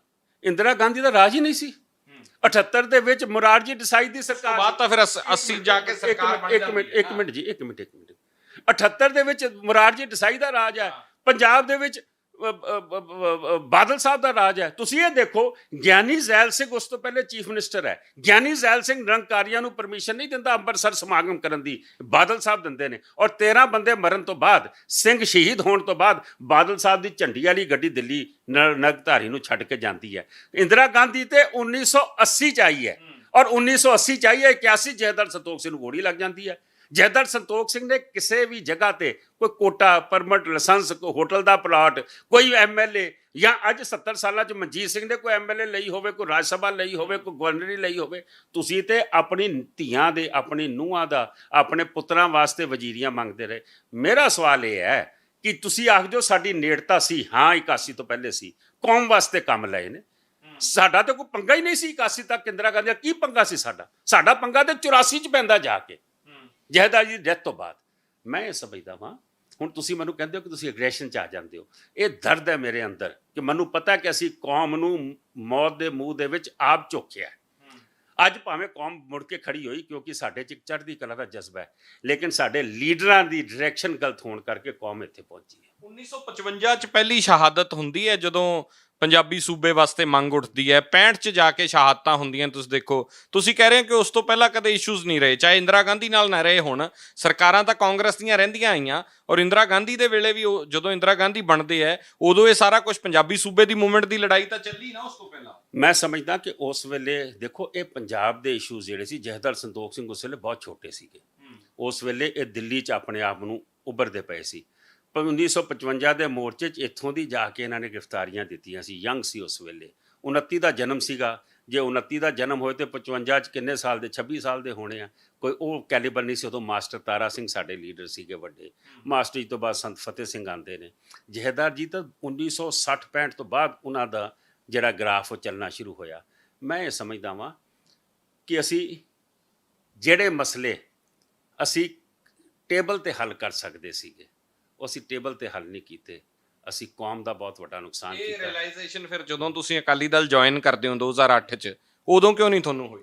ਇਹ ਰਿਅਲਾਈਜੇਸ਼ਨ ਮੇਰੇ ਕੋਲ ਉਸ ਤੋਂ ਪਹਿਲੇ ਦੀ ਸੀਗੀ, ਲੇਕਿਨ 2008 ਦੇ ਵਿੱਚ ਮੇਰੀ ਲੜਾਈ ਜਿਹੜੀ ਸੀ ਦਿੱਲੀ 'ਚ 1984 ਦੀ ਸੀਗੀ। ਮੈਨੂੰ ਪਤਾ ਸੀ ਮੈਂ ਅਫਗਾਨੀਆਂ ਦਾ 25 ਸਾਲ ਪੁਰਾਣਾ ਕਾਰਡ ਜਿਹੜਾ ਇਸ਼ੂ ਹੈ ਪਾਸਪੋਰਟ ਦਾ, ਉਹ ਹੱਲ ਨਹੀਂ ਕਰਾ ਸਕਦਾ। ਮੈਂ ਸੱਜਣ ਕੁਮਾਰ ਨੂੰ ਅੰਦਰ ਨਹੀਂ ਕਰਾ ਸਕਦਾ। ਇਹਨਾਂ ਨੇ ਕਰਾਉਣਾ ਨਹੀਂ। ਤੁਸੀਂ ਦੱਸੋ, ਮੈਂ ਤੁਹਾਨੂੰ ਇੱਕ ਇੰਸਟੈਂਸ ਦੱਸਦਾ ਜੀ। ਅਜੀਤ ਅਖਬਾਰ ਆਪਾਂ ਸਭ ਜਾਣਦੇ ਹਾਂ। ਬਰਜਿੰਦਰ ਜੀ ਦੇ ਇੱਥੇ ਪ੍ਰੋਗਰਾਮ ਚੱਲਦਾ ਪਿਆ। ਡਾਕਟਰ ਮਨਮੋਹਨ ਸਿੰਘ ਉੱਥੇ chief guest, prime minister. Badal Sahib ਉੱਥੇ as CM, guest of honour. Badal Sahib ਆਪਣੇ ਲੈਕਚਰ ਦੇ ਵਿੱਚ ਬੋਲ ਕੇ ਜਾਂਦੇ ਨੇ। ਉਹ ਆਖਦੇ ਨੇ ਕਿ ਡਾਕਟਰ ਸਾਹਿਬ ਇੱਥੇ ਆਏ ਨੇ, ਮੈਂ ਬੇਨਤੀ ਕਰਾਂਗਾ ਕਿ ਇਹ ਪੰਜਾਬ ਬਾਰੇ ਵੀ ਕੁਝ ਸੋਚਣ। ਸਾਡੇ ਕੁਝ ਐਸੇ ਮਸਲੇ ਨੇ, ਅਸੀਂ ਡਾਕਟਰ ਸਾਹਿਬ ਨੂੰ ਕਵਾਂਗੇ ਕਿ ਉਹ ਮਸਲੇ ਸਾਡੇ ਹੱਲ ਕਰਨ। ਅਸੀਂ ਕਈ ਵਾਰੀ ਇਹਨਾਂ ਦੇ ਨੋਟਿਸ 'ਚ ਲਿਆਂਦੇ ਹੋ। ਹੁਣ ਤੁਹਾਨੂੰ ਪਤਾ ਡਾਕਟਰ ਆਪਣੇ ਮਨਮੋਹਨ ਸਿੰਘ ਕਦੀ ਲਾਈਨ ਤੋਂ ਪਰੇ ਜਾ ਕੇ ਨਹੀਂ ਬੋਲਦੇ। ਇਹ ਔਨ ਰਿਕਾਰਡ ਹੈ ਕਿ ਅਜੀਤ ਦੇ ਸਾਲਾਨਾ ਸਮਾਗਮ ਦੇ ਵਿੱਚ ਡਾਕਟਰ ਮਨਮੋਹਨ ਸਿੰਘ ਬੋਲਦੇ ਨੇ ਕਿ ਬਾਦਲ ਸਾਹਿਬ ਮੇਰੇ ਪਾਸ ਆਤੇ ਹੈ, ਮੇਰੇ ਕੋਲ ਆਉਂਦੇ ਨੇ, ਔਰ ਜਦੋਂ ਵੀ ਮੇਰੇ ਤੋਂ ਟਾਈਮ ਮੰਗਦੇ ਨੇ ਮੈਂ ਟਾਈਮ ਦਿੰਦਾ ਵਾਂ। ਪਰ ਬਾਦਲ ਸਾਹਿਬ ਮੇਰੇ ਕੋਲ ਕਦੀ ਕੌਮ ਦਾ ਕੰਮ ਨਹੀਂ ਲੈ ਕੇ ਆਏ। ਮੇਰੇ ਕੋਲ ਜਦੋਂ ਵੀ ਆਏ ਆਪਣੇ ਨਿੱਜੀ ਕੰਮ ਲੈ ਕੇ ਆਏ। ਹੁਣ ਇਹਨਾਂ ਨੂੰ ਨਿੱਜੀ ਕੰਮਾਂ 'ਚੋਂ ਵੇਲ ਨਹੀਂ ਸੀ। ਮਨਜੀਤ ਸਿੰਘ ਨੂੰ ਪਤਾ ਸੀਗਾ ਕਿ ਇਸ ਪਲੇਟਫਾਰਮ 'ਤੇ ਤੂੰ ਕੰਮ ਕਰ ਸਕਦਾ। ਔਰ ਮੇਰੇ ਕੰਮਾਂ ਦੀ ਫਹਿਰਿਸਤ ਹੈ, ਔਰ ਉਹ ਫਹਿਰਿਸਤ ਹੈ ਜਿਹਦਾ ਕੋਈ, ਮੈਂ ਸਮਝਦਾ ਕਿ ਨੇੜੇ ਵੀ ਨਹੀਂ ਆ ਸਕਦੇ। ਅੱਜ ਇਹ ਕਹਿੰਦੇ ਨੇ ਕਿ ਸਾਡੇ 2 ਸਾਲ ਬੇਮਿਸਾਲ, ਤੁਹਾਡੇ 6 ਸਾਲ ਖਤਮ ਨੇ। ਮੈਂ ਸਮਝਦਾ ਇਹ ਦੁਨੀਆ ਜਾਣਦੀ ਹੈ, ਉਹ ਕੰਮ ਬੋਲਦੇ ਨੇ। ਔਰ ਜੇ ਕੰਮ ਬੋਲਦੇ ਨੇ, ਇਹ ਜੇ ਤੁਹਾਡੇ ਸਾਹਮਣੇ ਕੋਈ ਇਤਿਹਾਸ ਪਿਆ ਹੈਗਾ, ਤੇ ਮੈਂ ਸਮਝਦਾ ਹਲੇ ਤਾਂ ਬੜਾ ਕੁਛ ਹੈ ਮੇਰੇ ਕੋਲ ਕਹਿਣ ਨੂੰ, ਜਿਹੜਾ ਫਿਰ ਕਦੀ ਮੌਕਾ ਮਿਲੇ ਤਾਂ ਜ਼ਰੂਰ ਤੁਹਾਡੇ ਨਾਲ ਗੱਲ ਕਰਾਂਗਾ। ਸਿੰਘ ਜੀਕੇ ਨੂੰ ਜੇ ਉਦੋਂ ਤੁਸੀਂ ਕਹਿ ਰਹੇ ਹੋ ਕਿ ਤਿੰਨਾਂ ਨੇ, ਤਿੱਕੜੀ ਨੇ ਤੁਹਾਨੂੰ ਪਾਸੇ ਕਰਨਾ ਸ਼ੁਰੂ ਕੀਤਾ, ਜੇ ਨਾ ਕਰਦੇ ਫਿਰ ਨਾ ਸ਼ਾਇਦ ਮਨਜੀਤ ਸਿੰਘ ਜੀਕੇ ਬੋਲਦੇ ਕਦੇ ਵੀ। ਅੱਜ ਵੀ ਅਕਾਲੀ ਦਲ 'ਚ ਬੈਠੇ ਹੁੰਦੇ, ਅੱਜ ਵੀ ਪ੍ਰਧਾਨਗੀ ਤੇ ਬੈਠੇ ਹੁੰਦੇ। ਮੈਂ ਸਮਝਦਾ ਵਾਂ ਕਿ ਜੇ ਮੈਂ ਬਠਿੰਡੇ ਇਲੈਕਸ਼ਨ ਚੱਲਦੀ ਹੋਵੇ, ਅਕਾਲੀ ਦਲ ਦੇ ਵਕਾਰ ਦਾ ਸਵਾਲ ਹੋਵੇ, ਇਹ ਡੇਰੇ ਨੂੰ ਮਾਫੀ ਕਰ ਚੁੱਕੇ ਨੇ, ਤੇ ਮੈਂ ਉੱਥੇ ਬੈਠ ਕੇ ਡੇਰੇ ਦੀ ਨਿਖੇਧੀ ਕਰਦਾ ਪਿਆ, ਪ੍ਰੈਸ ਕਾਨਫਰੰਸ ਦਿੰਦੇ ਪਾਰਟੀ ਉਦੋਂ ਤੁਸੀਂ। ਮੈਂ ਭਾਜੀ, ਜਦੋਂ ਮੈਨੂੰ ਇਹਨਾਂ ਨੇ ਕਹਿ ਦਿੱਤਾ ਕਿ ਤੂੰ ਹੁਣ ਦਿੱਲੀ ਚਲੇ ਜਾ, ਤੂੰ ਆਪਣਾ ਕੰਮ ਬੰਦ ਕਰ ਦੇ, ਮੇਰਾ ਕੰਮ, ਹਾਂ ਨਹੀਂ, ਮਾਫੀ ਹੋਈ, ਡੇਰੇ ਦੀ ਮਾਫੀ ਜਦੋਂ ਹੁੰਦੀ ਹੈ ਉਦੋਂ ਛੱਡ ਦਿੰਦੇ ਤੁਸੀਂ ਪਾਰਟੀ ਨੂੰ? ਸਰ, ਮੈਨੂੰ ਅਕਾਲ ਤਖਤ ਦਾ ਜਥੇਦਾਰ ਬੁਲਾ ਕੇ ਆਖੇ ਕਿ ਉਹਨਾਂ ਨੇ ਸਾਡੇ ਤੋਂ ਮਾਫੀ ਮੰਗੀ ਹੈ। ਇਹ ਗੱਲਾਂ ਤੇ ਬਾਅਦ 'ਚ ਖੁੱਲ ਰਹੀਆਂ ਨੇ, ਜਦੋਂ ਪਟਨਾ ਸਾਹਿਬ ਵਾਲੇ ਬੋਲਦੇ ਪਏ ਨੇ ਆ ਕੇ ਜਥੇਦਾਰ ਕਿ ਚਿੱਠੀ ਤੇ ਅੰਦਰ ਟਾਈਪ ਹੋਈ ਹੈ। ਤੁਹਾਨੂੰ ਅੰਦਰ ਨਹੀਂ ਪਤਾ ਸੀ ਕੀ ਚੱਲ ਰਿਹਾ? ਕਮਾਲ ਹੈ, ਸਾਨੂੰ ਕਿਵੇਂ ਪਤਾ ਹੋ ਸਕਦਾ? ਸਾਨੂੰ ਤੇ ਇਹ ਆਖਿਆ ਗਿਆ ਕਿ ਇਹ ਤੇ ਸਾਨੂੰ ਇਹ ਸਮਝ ਆ ਗਈ ਜਦੋਂ ਗੱਲ ਕਿ ਕੋਈ ਨਾ ਕੋਈ ਗੜਬੜਾ। ਮੈਂ ਇਸ਼ਤਿਹਾਰ ਕਿਉਂ ਨਹੀਂ ਦਿੱਤੇ? ਫਿਰ ਜਿਹੜੇ ਦਮਦਮਾ ਆਪਣੇ ਸਾਬੋ ਕੀ ਤਲਵੰਡੀ ਵਾਲੇ ਜਥੇਦਾਰ ਜਿਹੜੇ ਨੇ ਗੁਰਮੁਖ ਸਿੰਘ ਜੀ, ਉਹ ਬੋਲਦੇ ਨੇ ਕਿ ਸਰ ਸਾਹਿਬ ਨੂੰ ਫੋਨ ਕਰਕੇ ਧਮਕਾ ਰਿਹਾ ਕਿ ਸਵੇਰੇ ਜਾ ਕੇ ਡੇਰੇ ਵਾਲੇ ਇਸ਼ੂ ਦੇ ਉੱਤੇ ਤੁਸੀਂ ਮੋਹਰ ਲਾਣੀ ਆ, ਅੰਗੂਠਾ ਲਾਣਾ ਹੈ। ਇਹ ਗੱਲਾਂ ਤੇ ਬਾਅਦ ਚ ਪਰਤਾਂ ਖੁੱਲਦੀਆਂ ਪਈਆਂ। ਜੇ ਜਥੇਦਾਰ ਅਕਾਲ ਤਖਤ ਮੈਨੂੰ ਕਹਿ ਰਹੇ ਨੇ ਕਿ ਸਾਡੇ ਕੋਲ ਮਾਫੀ ਆਈ ਹੈ, ਬੰਦਾ ਮਾਫੀ ਮੰਗਦਾ ਪਿਆ, ਅਸੀਂ ਮਾਫੀ ਨਾ ਦਈਏ ਤੇ ਹੋਰ ਕੀ ਕਰੀਏ? ਅਸੀਂ ਮਾਫੀ ਦਿੱਤੀ ਨਹੀਂ, ਅਸੀਂ ਤਾਂ ਹਲੇ ਕੰਸੀਡਰੇਸ਼ਨ ਨਹੀਂ ਰੱਖੀ ਹੈ। ਉਹਨਾਂ ਨੇ ਗੱਲ ਜਦੋਂ ਗੱਲਾਂ ਖੁੱਲੀਆਂ ਨੇ ਅਸੀਂ ਖੁੱਲ ਕੇ ਬੋਲੇ ਆ। ਅਕਾਲੀ ਦਲ ਕਹਿੰਦਾ ਹੈ ਕਿ ਪ੍ਰਧਾਨ ਬਣਨ ਤੋਂ ਬਾਅਦ ਜੀਕੇ ਸਾਹਿਬ ਵੱਡੀਆਂ ਕਾਰਾਂ 'ਚ ਬੈਠਣ ਲੱਗ ਗਏ, ਇਸ ਤੋਂ ਪਹਿਲਾਂ ਦਿਖਾਓ ਕਿ ਜੀਕੇ ਸਾਹਿਬ ਦਾ ਲਾਈਫ ਸਟਾਈਲ ਕੈਸਾ ਸੀ, ਹੁਣ ਦਾ ਲਾਈਫ ਸਟਾਈਲ ਕੈਸਾ ਹੈ। ਮੈਂ ਸਮਝਦਾ ਵਾਂ ਕਿ ਇਹ ਮੈਨੂੰ ਆਪਣੀ ਬੈਲੈਂਸ ਸ਼ੀਟ ਦੇਣ ਦੀ ਲੋੜ ਨਹੀਂ। ਮੇਰੇ ਕੋਲ ਉਸ ਤੋਂ ਪਹਿਲੇ ਵੀ ਵੱਡੀਆਂ ਕਾਰਾਂ ਸੀ ਤੇ ਮੇਰੇ ਕੋਲ ਅੱਜ ਵੀ ਉਹੀ ਸਟੈਂਡਰਡ ਹੈ। ਮੇਰੇ ਕੋਲ ਮੈਂ ਅਰਬੋਪਤੀ ਆਦਮੀ ਨਹੀਂ ਆ, ਮੈਂ ਕੋਈ ਖਰਬੋਪਤੀ ਆਦਮੀ ਨਹੀਂ ਆ। ਨਾ ਮੈਂ ਸਰਕਾਰਾਂ ਤੋਂ ਹੋਟਲ ਲਏ ਨੇ, ਨਾ ਮੈਂ ਕੌਮ ਦੀ ਪਿੱਠ 'ਚ ਛੁਰਾ ਮਾਰਿਆ। ਅਸੀਂ ਆਪਣਾ ਬਿਜ਼ਨਸ ਕਰਦੇ ਹਾਂ, ਆਪਣੀ ਕਮਾਈ ਕਰਦੇ ਹਾਂ। ਮੇਰੇ ਪਿਤਾ ਵੀ ਕਿਰਤ ਕਰਦੇ ਸੀ, ਮੈਂ ਵੀ ਕਿਰਤ ਕਰਦਾ। ਸਾਡੀ ਫੈਕਟਰੀਆਂ ਰਹੀਆਂ ਨੇ, ਅਸੀਂ ਚਲਾਉਂਦੇ ਰਹੇ ਹਾਂ। ਸਾਡਾ ਕੋਕੋਲਾ ਦਾ ਪਲਾਂਟ ਰਿਹਾ ਹੈ, ਕੈਂਪਾ ਕੋਲਾ ਦਾ ਯੂਨਿਟ ਰਿਹਾ ਹੈ। ਮੈਂ ਪੁਰਾਣੀਆਂ ਗੱਲਾਂ ਕਰਦਾ ਪਿਆ ਵਾਂ। ਸੋ ਇਸ ਕਰਕੇ ਮੈਨੂੰ ਕਿਸੇ ਨੂੰ ਦੱਸਣ ਦੀ ਲੋੜ ਨਹੀਂ ਕਿ ਜੀਕੇ ਸਾਹਿਬ ਕੋਲ ਕੀ ਹੈ ਕੀ ਨਹੀਂ। ਇਹ ਬੈਲੈਂਸ ਸ਼ੀਟ ਸਭ ਨੂੰ ਪਤਾ ਹੈ। ਬੈਲੈਂਸ ਸ਼ੀਟ ਹੈਗੀ ਹੈ। ਤੁਸੀਂ ਜੇ ਸੰਗਤ ਨੇ ਤੁਹਾਨੂੰ ਸਪੋਰਟ ਕੀਤੀ ਹੈ, ਸੰਗਤ ਨੇ ਤੁਹਾਨੂੰ ਮੌਕਾ ਦਿੱਤਾ, 70 ਸਾਲ ਦਾ ਇਤਿਹਾਸ ਤੁਹਾਡੇ ਸਾਹਮਣੇ ਹੈ, ਉਹਦੇ ਤੇ ਮੇਰੇ ਨਾਲ ਜਿਹੜੀ ਮਰਜ਼ੀ ਡਿਬੇਟ ਕਰ ਲਓ। ਇੱਕ ਆਖਰੀ ਸਵਾਲ ਹੈ ਮੇਰਾ, ਇਹ ਸੁਣਨ ਚ ਆਇਆ ਕਿ ਇੱਕ ਵਾਰ ਜਦੋਂ ਤੁਹਾਡੇ ਪਿਤਾ ਦੀ ਮੇਰੇ ਖਿਆਲ ਭੋਗ ਸੀਗਾ, ਉਸ ਤੋਂ ਇੱਕ ਦਿਨ ਪਹਿਲਾਂ ਗਿਆਨੀ ਜੈਲ ਸਿੰਘ ਤੁਹਾਨੂੰ ਬੁਲਾਉਂਦੇ ਹੈ ਔਰ ਤੁਹਾਡੀ ਆਪਸ ਦੇ ਵਿੱਚ ਕੋਈ ਗੱਲਬਾਤ ਹੁੰਦੀ ਹੈ, ਸੰਤਾਂ ਨੇ ਆਉਣਾ ਹੁੰਦਾ ਹੈ। ਕੀ ਇਸ ਤਰ੍ਹਾਂ ਦਾ ਕੁਝ ਹੋਇਆ ਸੀ? ਇਹ ਬੜਾ ਇੰਟਰਸਟਿੰਗ ਟੌਪਿਕ ਤੁਸੀਂ ਛੇੜਿਆ।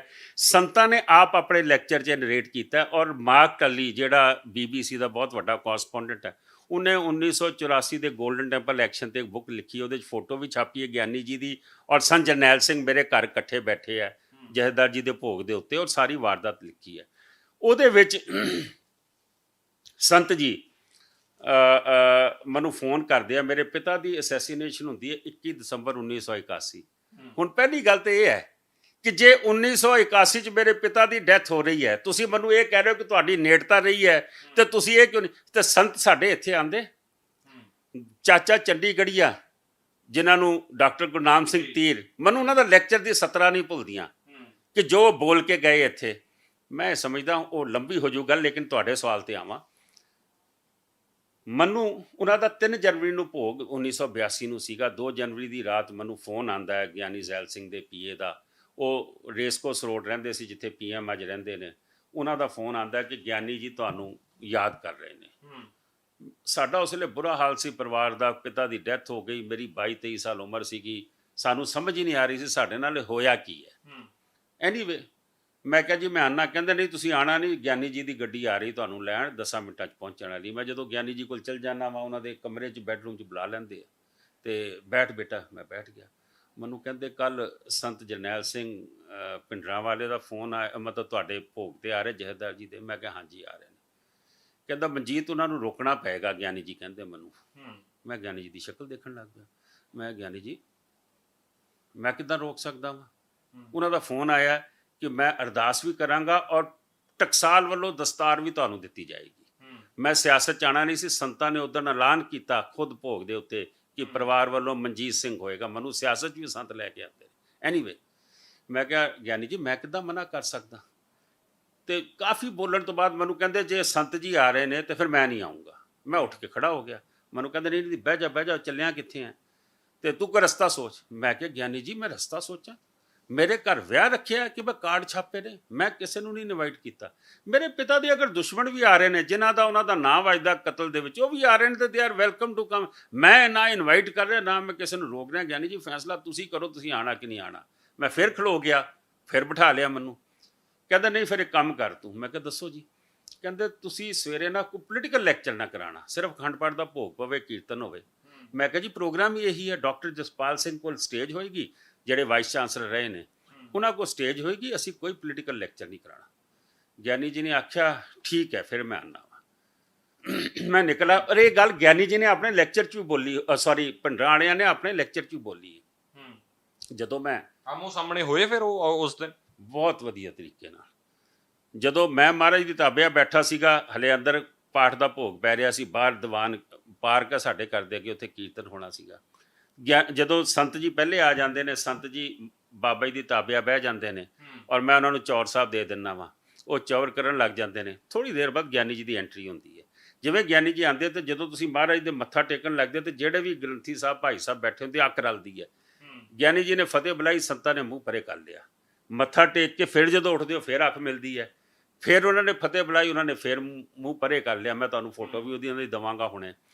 ਉਹਦੇ ਬਾਅਦ ਸੰਤ ਜੀ ਮਹਾਰਾਜ ਦੀ ਤਾਬਿਆ ਬੈਠੇ ਤੇ ਗਿਆਨੀ ਜੀ ਇਸ ਪਾਸੇ ਆ ਕੇ, ਮੈਂ ਬੈਠਾ ਵਾਂ, ਜੈਇੰਦਰ ਸਿੰਘ MLA ਸੀਗੇ, ਹੋਰ ਸੰਤ ਸੁਜਾਨ ਸਿੰਘ ਜਿਹੜੇ ਸੰਤਾਂ ਦੇ ਖਾਸ ਸੀਗੇ, ਔਰ ਉਹਨਾਂ ਨਾਲ ਗਿਆਨੀ ਜੀ ਆ ਕੇ ਬਹਿ ਜਾਂਦੇ। ਬਹਿਣ ਤੋਂ ਬਾਅਦ ਗਿਆਨੀ ਜੀ ਫਿਰ ਫਤਿਹ ਬੁਲਾਉਂਦੇ ਨੇ, ਸੰਤ ਮੂੰਹ ਦੂਜੇ ਪਾਸੇ ਕਰ ਲੈਂਦੇ ਨੇ। ਮੈਂ ਇਹ ਸਾਰੀ ਚੀਜ਼ ਦੇਖ ਰਿਹਾ ਸੀ ਕਿਉਂਕਿ ਮੈਨੂੰ ਇੱਕ ਰਾਤ ਪਹਿਲੇ ਗਿਆਨੀ ਜੀ ਨੇ ਬੁਲਾਇਆ ਸੀ, ਹੋਮ ਮਿਨਿਸਟਰ ਨੇ, ਕਿ ਸੰਤਾਂ ਨੂੰ ਮਨਾ ਕਰੋ, ਉਹਨਾਂ ਨੂੰ ਨਹੀਂ ਆਉਣਾ ਚਾਹੀਦਾ। ਇਹ ਸਭ ਕੁਝ ਹੋ ਜਾਂਦਾ ਜਦੋਂ ਭੋਗ ਪੈਂਦਾ ਹੈ, ਅਰਦਾਸ ਹੁੰਦੀ ਹੈ, ਸੰਤ ਜੀ ਖੁਦ ਅਰਦਾਸ ਕਰਦੇ ਆ। ਅਰਦਾਸ ਤੋਂ ਬਾਅਦ ਸੰਤ ਜੀ ਆਪ ਹੀ ਵਾਕ ਲੈਂਦੇ ਆ। ਜਦੋਂ ਵਾਕ ਲੈਂਦੇ ਨੇ, ਵਾਕ ਦੀ ਵਿਆਖਿਆ ਸ਼ੁਰੂ ਕਰ ਦਿੰਦੇ ਆ। ਉਹ ਵਾਕ ਦੀ ਵਿਆਖਿਆ ਕਰਦੇ ਕਰਦੇ ਉਹ ਸਿੱਧਾ ਗਿਆਨੀ ਜੀ ਦਾ ਉਹ ਹਾਲ ਕਰ ਦਿੰਦੇ ਨੇ ਜਿਹੜਾ ਮੈਂ ਕੰਨਾਂ ਨੂੰ ਹੱਥ ਲਾਣਾ, ਮੈਂ ਵੀ ਪਸੀਨੋ ਪਸੀਨ ਹੋ ਗਿਆ ਕਿ ਕੀਤਾ ਕੀ। ਜਨਵਰੀ ਦਾ ਮਹੀਨਾ, ਠੰਡ ਦੇ ਵਿੱਚ ਮੈਨੂੰ ਤਰੇੜੀਆਂ ਆ ਗਈਆਂ। ਸੰਤ ਵਿਆਖਿਆ ਕਰਦੇ ਕਰਦੇ ਬੋਲਦੇ ਨੇ, ਉਹ ਆਖਦੇ ਹੈ ਕਿ ਪਿੰਡ 'ਚ ਚੱਲ ਜਾਓ ਨਾ, ਤੇ ਜੇ ਕਿਸੇ ਨੂੰ ਖੋਤੇ ਤੇ ਬਿਠਾਇਆ ਹੋਵੇ, ਗਲ 'ਚ ਛਿੱਤਰਾਂ ਦਾ ਹਾਰ ਪਾਇਆ ਹੋਵੇ, ਮੂੰਹ ਕਾਲਾ ਕੀਤਾ ਹੋਵੇ, ਤੇ ਇਹ ਹੁੰਦਾ ਕਿ ਇਹਨਾਂ ਨੇ ਬਹੁਤ ਹੀ ਘਟੀਆ ਤੇ ਘਿਨਾਉਣਾ ਕੰਮ ਕੀਤਾ, ਕਿਸੇ ਦੀ ਧੀ ਭੈਣ ਨਾਲ ਗਲਤ ਕੀਤਾ। ਮੈਨੂੰ ਨਹੀਂ ਸਮਝ ਆਉਂਦੀ ਕਿ ਇੱਥੇ ਦੇਸ਼ ਦੇ ਵੱਡੇ ਵੱਡੇ ਲੀਡਰ ਸਾਹਿਬਾਨ ਬੈਠੇ ਨੇ ਜਿਹੜੇ ਆਪੇ ਹੀ ਆਪਣਾ ਮੂੰਹ ਕਾਲਾ ਕੀਤੀ ਬੈਠੇ ਨੇ, ਪਤਾ ਨਹੀਂ ਇਹਨਾਂ ਨੇ ਕੀ ਕੀ ਕੁਕਰਮ ਕੀਤੇ ਨੇ।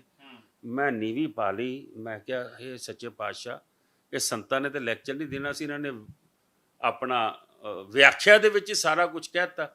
ਔਰ ਗਿਆਨੀ ਜੀ ਜਿੱਦਾਂ ਦਾੜੀ ਰੰਗਦੇ ਸੀ, ਉਹਨਾਂ ਦਾ ਇੱਕ ਵੀ ਆਵਾਜ਼, ਇੱਕ ਕਟਾਕਸ਼ ਉਹਨਾਂ ਦੇ ਤਾਂ ਸੀਗਾ, ਇਹ ਉਹਨਾਂ ਦੇ ਦਿੱਤੀਗਾ। ਗਿਆਨੀ ਜੀ ਨੇ ਮੱਥਾ ਟੇਕਿਆ ਤੇ ਉੱਠ ਕੇ ਉੱਥੋਂ ਨਿਕਲ ਗਏ। ਲੇਕਿਨ ਮੈਂ ਉਹਦੇ ਬਾਅਦ ਇੱਕ ਕਿਸਮ ਦਾ ਹੱਕਾ ਬੱਕਾ ਜਿਹਾ ਰਹਿ ਗਿਆ ਕਿ ਮੈਂ ਤਾਂ ਹੁਣ ਗਿਆਨੀ ਜੀ ਲੈਕਚਰ ਨਹੀਂ ਕਰਾਇਆ, ਇਹ ਤੇ ਵਾਕ ਦੀ ਵਿਆਖਿਆ ਜੀ ਉਹਨਾਂ ਨੇ ਜੋ ਕਹਿਣਾ ਸੀ ਕਹਿ ਦਿੱਤਾ। ਲੇਕਿਨ ਇਹ ਹਿਸਟਰੀ ਹੈ, ਇਹ ਕਿਤਾਬ 'ਚ ਛਪੀ ਹੈ, ਇਹ ਕਿਸੇ ਹੋਰ ਦੀ ਅਖਬਾਰ 'ਚ ਨਹੀਂ, ਕਿਤਾਬ 'ਚ ਨਹੀਂ ਛਪੀ, ਮਾਰਕ ਟੱਲੀ ਦੀ ਕਿਤਾਬ 'ਚ ਛਪੀ ਹੈ। ਔਰ ਗਿਆਨੀ ਜੀ ਨੇ ਆਪਣੇ ਭਿੰਡਰਾਂ ਵਾਲਿਆਂ ਨੇ ਆਪਣੇ ਲੈਕਚਰ 'ਚ ਕਿਹਾ ਹੋਇਆ, YouTube 'ਤੇ ਮੈਂ ਸੁਣ ਰਿਹਾ ਸੀ ਕਿ ਸੰਤੋਖ ਸਿੰਘ ਦੇ ਪੁੱਤਰ ਨੂੰ ਮਨਾ ਕੀਤਾ ਗਿਆਨੀ ਨੇ ਕਿ ਬਈ ਜੇ ਭਿੰਡਰਾਣਾ ਆਊਗਾ ਤੇ ਮੈਂ ਨਹੀਂ ਆਊਂਗਾ। ਤਾਂ ਉਹਨੇ ਕਿਹਾ ਤੁਸੀਂ ਆਉਣਾ ਤੇ ਆਓ, ਨਹੀਂ ਆਉਣਾ ਤੇ ਨਾ ਆਓ, ਸੰਤ ਭਿੰਡਰਾਣਾ ਜ਼ਰੂਰ ਆਊਗਾ। ਇੰਦਰਾ ਗਾਂਧੀ ਨਹੀਂ ਸੀ ਆਈ? ਇੰਦਰਾ ਗਾਂਧੀ ਪਹਿਲੇ, ਉਸ ਤੋਂ ਪਹਿਲੇ ਜਿਸ ਦਿਨ ਪਾਠ ਰੱਖਿਆ ਸੀ ਉਦਣ ਆ ਗਈ ਸੀਗੀ, ਉਦਣ ਮੱਥਾ ਟੇਕ ਕੇ ਚਲੀ ਗਈ ਸੀਗੀ। ਰਾਜੀਵ ਗਾਂਧੀ ਸੰਸਕਾਰ ਤੇ ਆਇਆ ਸੀਗਾ। ਸੋ ਕਦੇ ਕੋਸ਼ਿਸ਼ ਨਹੀਂ ਹੋਈ ਆ ਜਥੇਦਾਰ ਸੰਤੋਖ ਸਿੰਘ ਦੀ ਕਿ ਕਦੇ ਸੰਤ ਜਰਨੈਲ ਸਿੰਘ ਜਾਂ ਇੰਦਰਾ ਗਾਂਧੀ ਦੇ ਦਰਮਿਆਨ ਗੱਲਬਾਤ ਕਰਾਈ ਜਾ ਸਕੇ, ਜਾਂ ਜੇ ਇੰਦਰਾ ਗਾਂਧੀ ਨੂੰ ਕੋਈ ਡਾਊਟ ਸੀਗੇ ਤਾਂ ਉਹ ਕਲੀਅਰ ਕੀਤੇ ਜਾ ਸਕਣ? ਦੇਖੋ ਇਸ ਤਰ੍ਹਾਂ ਹੈ ਕਿ ਉਹ ਤਾਂ ਨਹੀਂ ਹੋਈ, ਲੇਕਿਨ ਰਾਜੀਵ ਗਾਂਧੀ ਨੇ ਮੈਨੂੰ ਬੁਲਾਇਆ ਜਦੋਂ ਗੋਲਡਨ ਟੈਂਪਲ ਇਲੈਕਸ਼ਨ ਹੋ ਗਿਆ। ਮੈਨੂੰ ਬੁਲਾ ਕੇ ਆਖਦੇ ਕਿ ਹਮੇ ਕੋਈ ਸਿੱਖ, ਬੂਟਾ ਸਿੰਘ ਲੈ ਕੇ ਗਏ ਮੈਨੂੰ। ਬੂਟਾ ਸਿੰਘ ਰਾਜੀਵ ਗਾਂਧੀ ਦੇ ਨਾਲ ਮੇਰਾ ਖਿਆਲ ਹੋਮ ਮਿਨਿਸਟਰ ਬਣੇ ਸੀ, ਕੀ ਬਣੇ ਸੀ, ਤੇ ਮੈਨੂੰ ਲੈ ਕੇ ਗਏ। ਬੂਟਾ ਸਿੰਘ ਨੂੰ ਜਹੇਦਾਰ ਜੀ ਨੇ ਪਹਿਲੀ ਵਾਰੀ MP ਬਣਾਇਆ ਸੀ 1962 ਦੇ ਵਿੱਚ, ਤੇ ਅਕਾਲੀਆਂ 'ਚੋਂ ਗਏ ਸੀ। ਤੇ ਉਹ ਕਹਿੰਦੇ ਕਿ ਹਮਨੇ ਜੋ ਦਰਬਾਰ ਸਾਹਿਬ जो टूटा है अकाल तख्त साहब, उसकी कार सेवा करानी है और हमें कोई पंथक परिवार नहीं मिल रहा जो उसकी कार सेवा। किसने क्या कार सेवा करानी? राजीव गांधी ने। पैसा सरकार लगाएगी, लेकिन हमें चेहरा चाहिए। जथेदार संतोख सिंह हमारे साथ परिवार के रहे हैं और मेहरबानी करके मनजीत सिंह आप आगे आए। मैं मना करता, मैं कह राजीव जी मैं अपनी कौम के साथ खड़ा हूँ, जो हुआ है ये कोई से कभी माफ़ नहीं कर सकता। मैं आपको तजवीज़ दूंगा कि आप ऐसे ही अकाल तख्त जो है कौम के हवाले कर दें, सरकारी अकाल तख्त हमारे को मंजूर नहीं होगा। बूटा सिंह मनु घूरी जावे कि तू राजीव गांधी के अगे बैठा, प्रधानमंत्री है, एडा पावरफुल है, तू बोल की रहा है। मैं फिर राजीव को यह भी गल कही, मैं कहा राजीव एक बात समझ लो, हमारे सिखों में हम अपनी जान तक वार देते हैं, परवाह नहीं करते। आपने देख लिया आपकी माता की डेथ हुई है, कितना बड़ा कत्लेआम हुआ है, हम फिर भी डरे हैं, भागे हैं, इस मुल्क में बैठे हैं। जो आप करने जा रहे हो हमारी जख्मों पे नमक लगाने जा रहे हो, आप मेहरबानी करके हमारे को छोड़ दें। मैं कहा जब महाराजा रणजीत सिंह इस दुनिया से चले गया ना, तो 9 साल रानी जिंदा को, ये हमारे सिखों में कहा जाता है कि 9 साल राजे दी मड़ी राज कर गई। एंग्लो इंडिया सिख वॉर्स पढ़ लो, किदां राणी जिंदा ने खदेड़ दिते सी, ये तो डोगरे ना बगावत कर दे। मैं कह लेकिन गोरे सियाने सी, ਉਹਨਾਂ ਨੂੰ ਪਤਾ ਸੀਗਾ ਕਿ ਸਿੱਖ ਆਰਗੇਨਾਈਜ਼ਡ ਆਰਮੀ ਹੈ ਮਹਾਰਾਜਾ ਰਣਜੀਤ ਸਿੰਘ ਦੀ, ਜੇ ਅਸੀਂ ਪੰਗਾ ਲਿਆ ਤੇ ਸਾਨੂੰ ਮੁਲਕ ਚੋਂ ਖਦੇੜ ਦੇਣਗੇ। ਉਹਨਾਂ ਨੇ ਇਹਨਾਂ ਨੂੰ ਅਡਾਪਟ ਕਰਕੇ ਇਹਨਾਂ ਨੂੰ ਭੇਜਤਾ ਬਾਹਰਲੇ ਮੁਲਕਾਂ ਦੇ ਵਿੱਚ। ਤੂੰ ਜਿਹੜਾ ਕੰਮ ਕਰਨ ਲੱਗਾ ਹੈ, ਜੇ ਅਕਾਲ ਤਖਤ ਤੂੰ ਬਣਾਏਗਾ ਤੇ ਸਮਝ ਲਈ ਇਹ ਕੌਮ ਨੇ ਬਰਦਾਸ਼ਤ ਨਹੀਂ ਕਰਨਾ, ਤੁਹਾਡੇ ਖਿਲਾਫ ਹੋਰ ਗੁੱਸਾ ਸਾਡਾ ਭੜਕੇਗਾ, ਇਹ ਕੰਮ ਨਾ ਕਰਿਓ। ਮੈਂ ਉੱਠ ਕੇ ਬਾਹਰ ਆ ਗਿਆ, ਔਰ ਹਾਂ ਇਸ ਨੂੰ ਐਕਸੈਪਟ ਨਹੀਂ ਕਰਨਗੇ। ਮੈਂ ਉੱਠ ਕੇ ਬਾਹਰ ਆ ਗਿਆ। ਮੈਂ ਬਾਹਰ ਆ ਗਿਆ ਤੇ ਬੂਟਾ ਸਿੰਘ ਮੇਰੇ ਨਾਲ ਬਹੁਤ ਲੜਿਆ। ਉਹਨੇ ਕਿਹਾ ਤੈਨੂੰ ਪਤਾ ਨਹੀਂ ਮੈਂ ਤੈਨੂੰ ਕਿਹਦੇ ਕੋਲ ਲੈ ਕੇ ਗਿਆ, ਤੂੰ ਮੇਰੀ ਪੋਜੀਸ਼ਨ ਆਕਵਰਡ ਕਰਤੀ, ਤੂੰ ਉਹਨੂੰ ਮੂੰਹ ਤੇ ਮਨਾ ਕਰ ਰਿਹਾ ਹੈ। ਮੈਂ ਕਿਹਾ ਬੂਟਾ ਸਿੰਘ ਜੀ, ਤੁਹਾਨੂੰ ਬਣਾਉਣ ਦੇ ਵਿੱਚ ਮੇਰੇ ਪਿਤਾ ਦਾ ਬਹੁਤ ਵੱਡਾ ਹੱਥ ਹੈ, ਤੁਸੀਂ ਮੇਰੇ ਤੋਂ ਗਦਾਰੀ ਕਰਾਉਣ ਲੱਗੇ ਹੋ ਕੌਮ ਨਾਲ। ਮੈਂ ਬਿਲਕੁਲ ਇਹ ਗਦਾਰੀ ਵਾਸਤੇ ਤਿਆਰ ਨਹੀਂ, ਮੈਂ ਮੋਰਚੇ ਨਾਲ ਖੜਾ, ਮੈਂ ਕੌਮ ਨਾਲ ਖੜਾ ਵਾਂ, ਬਿਲਕੁਲ ਇਸ ਕੰਮ 'ਚ ਨਹੀਂ ਆਵਾਂਗਾ। ਫਿਰ ਬੂਟਾ ਸਿੰਘ ਨੇ ਇੱਕ ਤੇਜਵੰਤ ਸਿੰਘ ਇੱਥੋਂ ਦਾ ਸ਼ਖਸ ਸੀਗਾ, ਉਸ ਦੀ ਡਿਊਟੀ ਲਾਈ, ਜਿਹੜਾ ਉਹਦਾ ਪਾਰਟਨਰ ਵੀ ਰਿਹਾ। ਔਰ ਜਿਹੜੇ ਉਹ 96 ਕਰੋੜੀ ਸੀਗੇ ਆਪਣੇ ਬਾਬਾ ਸੰਤਾ ਸਿੰਘ, ਉਹਨਾਂ ਨੂੰ ਅੱਗੇ ਲਾ ਕੇ ਕਾਰ ਸੇਵਾ ਕਰਾਈ। ਔਰ ਜਿਸ ਦਿਨ ਕਾਰ ਸੇਵਾ ਕੰਪਲੀਟ ਹੋਈ, ਕੌਮ ਦੇ ਹਵਾਲੇ ਕੀਤਾ, ਕੌਮ ਨੇ ਉਸ ਨੂੰ ਫਿਰ ਜ਼ੀਰੋ ਕਰ ਦਿੱਤਾ ਔਰ ਦੁਬਾਰਾ ਕਾਰ ਸੇਵਾ ਹੋਈ। ਮੈਂ ਇਹ ਸਮਝਦਾ ਵਾਂ ਕਿ ਤੁਸੀਂ ਇਹ ਕਿਹਾ ਕਿ ਸਾਡੇ ਰਿਲੇਸ਼ਨ ਹੈ, ਮੇਰੀ ਉਸ ਵੇਲੇ ਕੀ ਉਮਰ ਸੀ, ਮੇਰੇ ਪਿਤਾ ਦਾ ਕਤਲ ਹੋਇਆ ਹੋਵੇ, ਰਾਜੀਵ ਗਾਂਧੀ ਮੇਰੇ ਗੋਡੇ ਹੱਥ ਲਾ ਰਿਹਾ ਹੋਵੇ ਕਿ ਤੁਸੀਂ ਪਰਿਵਾਰ ਅੱਗੇ ਆ ਜਾਓ, ਤੇ ਅਸੀਂ ਉਹਨੂੰ ਜੇ ਮਨਾ ਕਰਕੇ ਆਏ ਹਾਂ, ਅਸੀਂ ਹਮੇਸ਼ਾ ਕੌਮ ਦੇ ਨਾਲ ਖਲੋਏ ਹਾਂ, ਕੀਮਤ ਕੁਝ ਵੀ ਦੇਣੀ। ਫਿਰ ਅੱਜ ਦੋਸ਼ ਲੱਗੇ, ਕਈ 100 ਕਰੋੜ ਰੁਪਈਆ ਖਾਣ ਦੇ ਦੋਸ਼ ਲੱਗੇ। ਇਹਦੇ ਤੋਂ ਬਜਟ ਵੀ ਹੈ ਜਿਹੜੇ ਲੱਗੇ, ਦੋਸ਼ ਲੱਗੇ ਨਾ, ਆਇਆ ਕੀ ਸਾਹਮਣੇ? ਦੋਸ਼ ਤਾਂ ਜਿੱਤੇ ਮਰਜ਼ੀ ਲਾ ਲਓ, ਮੈਂ ਤੁਹਾਡੇ ਤੇ ਲਾ ਦਿੰਦਾ ਹੁਣੇ ਦੋਸ਼। ਦੋਸ਼ਾਂ ਦਾ ਕੀ ਹੈ? ਗੁਰਦੁਆਰਾ ਬੰਗਲਾ ਸਾਹਿਬ ਗਏ ਹੋ ਪ੍ਰਧਾਨਗੀ ਲੈ ਅਸਤੀਫਾ ਦੇਣ ਤੋਂ ਬਾਅਦ? ਬੜੀ ਵਾਰੀ, ਹਮੇਸ਼ਾ ਜਾਣਾ। ਹਾਜ਼ਰ ਨਾਜ਼ਰ ਹੋ ਕੇ ਕਹਿ ਸਕਦੇ ਹੋ ਉੱਥੇ ਕਿ ਤੁਸੀਂ ਰੁਪਈਆ ਨਹੀਂ ਖਾਧਾ? ਬਿਲਕੁਲ ਕਹਿ ਸਕਦਾ ਵਾਂ, ਬਿਲਕੁਲ ਕਹਿ ਸਕਦਾ ਵਾਂ। ਮੈਂ ਇਹ ਸਮਝਦਾ ਵਾਂ ਕਿ ਜਿਹੜੀ ਚੀਜ਼, ਇਹ ਵੀ ਦੋਸ਼ ਲਾਇਆ ਕਿ ਮਨਜੀਤ ਸਿੰਘ ਤਾਂ ਗੁਰਦੁਆਰੇ ਨਹੀਂ ਵੜਦਾ, ਮੈਂ ਤਾਂ ਹਮੇਸ਼ਾ ਗੁਰਦੁਆਰੇ ਦੇ ਵਿੱਚ ਜਾਂਦਾ ਵਾਂ, ਆਪਣੇ ਪਾਠ ਵੀ ਰੱਖਦਾ ਵਾਂ, ਭੋਗ ਵੀ ਪਵਾਉਂਦਾ ਵਾਂ, ਕਿ ਬੜੇ ਦੋਸ਼ ਮੈਂ ਇਹਨਾਂ ਤੇ ਲਗਾ ਸਕਦਾ। ਸਭ ਤੋਂ ਵੱਡੀ ਗੱਲ ਹੈ, ਮੈਂ ਛੱਡ ਆਇਆ ਨਾ, ਮੇਰੇ ਤੇ ਤੁਸੀਂ FIR ਕਰ ਲਈ ਨਾ, ਨਕਲੀ ਕਾਗਜ਼ ਬਣਾ ਕੇ ਦੇ ਦਿੱਤੇ ਨਾ, ਤੇ ਅੱਜ ਤੱਕ ਮੈਨੂੰ ਤਾਂ ਨਹੀਂ ਕੋਈ ਸਾਬਤ ਕਰ ਸਕੇ। ਪੁਲਿਸ ਨੇ ਕਲੋਜ਼ਰ ਰਿਪੋਰਟ ਫਾਈਲ ਕਰ ਦਿੱਤੀ, ਤੁਹਾਡੇ ਤੇ FIR ਹੋਈ, ਤੁਸੀਂ ਕਿਉਂ ਨਹੀਂ ਅਸਤੀਫਾ ਦਿੱਤਾ? ਪਰਮਾਤਮਾ ਨਤਾਰਾ ਕਰੂਗਾ, ਜੇ ਤੁਸੀਂ ਗਲਤ ਹੋ ਤੁਹਾਡਾ, ਜੇ ਉਹ ਗਲਤ ਨੇ ਉਹਨਾਂ ਦਾ। 100% ਕਰੂਗਾ, 100% ਕਰੂਗਾ। ਔਰ ਮੈਂ ਇਹ ਸਿਆਸਤ ਛੋੜ ਕੇ ਘਰ ਬਹਿ ਗਿਆ ਸੀ, ਕਿਉਂਕਿ ਮੇਰੇ ਦਿਲ ਨੂੰ ਤਕਲੀਫ ਹੋਈ ਕਿ ਜਥੇਦਾਰ ਜੀ ਨੂੰ ਗੋਲੀ ਮਾਰੀ ਗਈ ਔਰ ਮੇਰੇ ਉੱਤੇ ਦੋਸ਼ ਲਾਏ ਗਏ ਜਿਸ ਨੇ ਕੌਮ ਲਈ ਆਪਣੀ ਪਰਵਾਹ ਨਹੀਂ ਕੀਤੀ। ਜੇ ਮੈਂ ਅੱਜ ਇਹ ਰਾਜੀਵ ਗਾਂਧੀ ਵਾਲਾ ਇੰਸਟੈਂਸ ਕਿਸੇ ਨੂੰ ਨਹੀਂ ਪਤਾ, ਅੱਜ ਮੈਂ ਤੁਹਾਡੇ ਕੋਲ ਦੱਸਦਾ ਪਿਆ।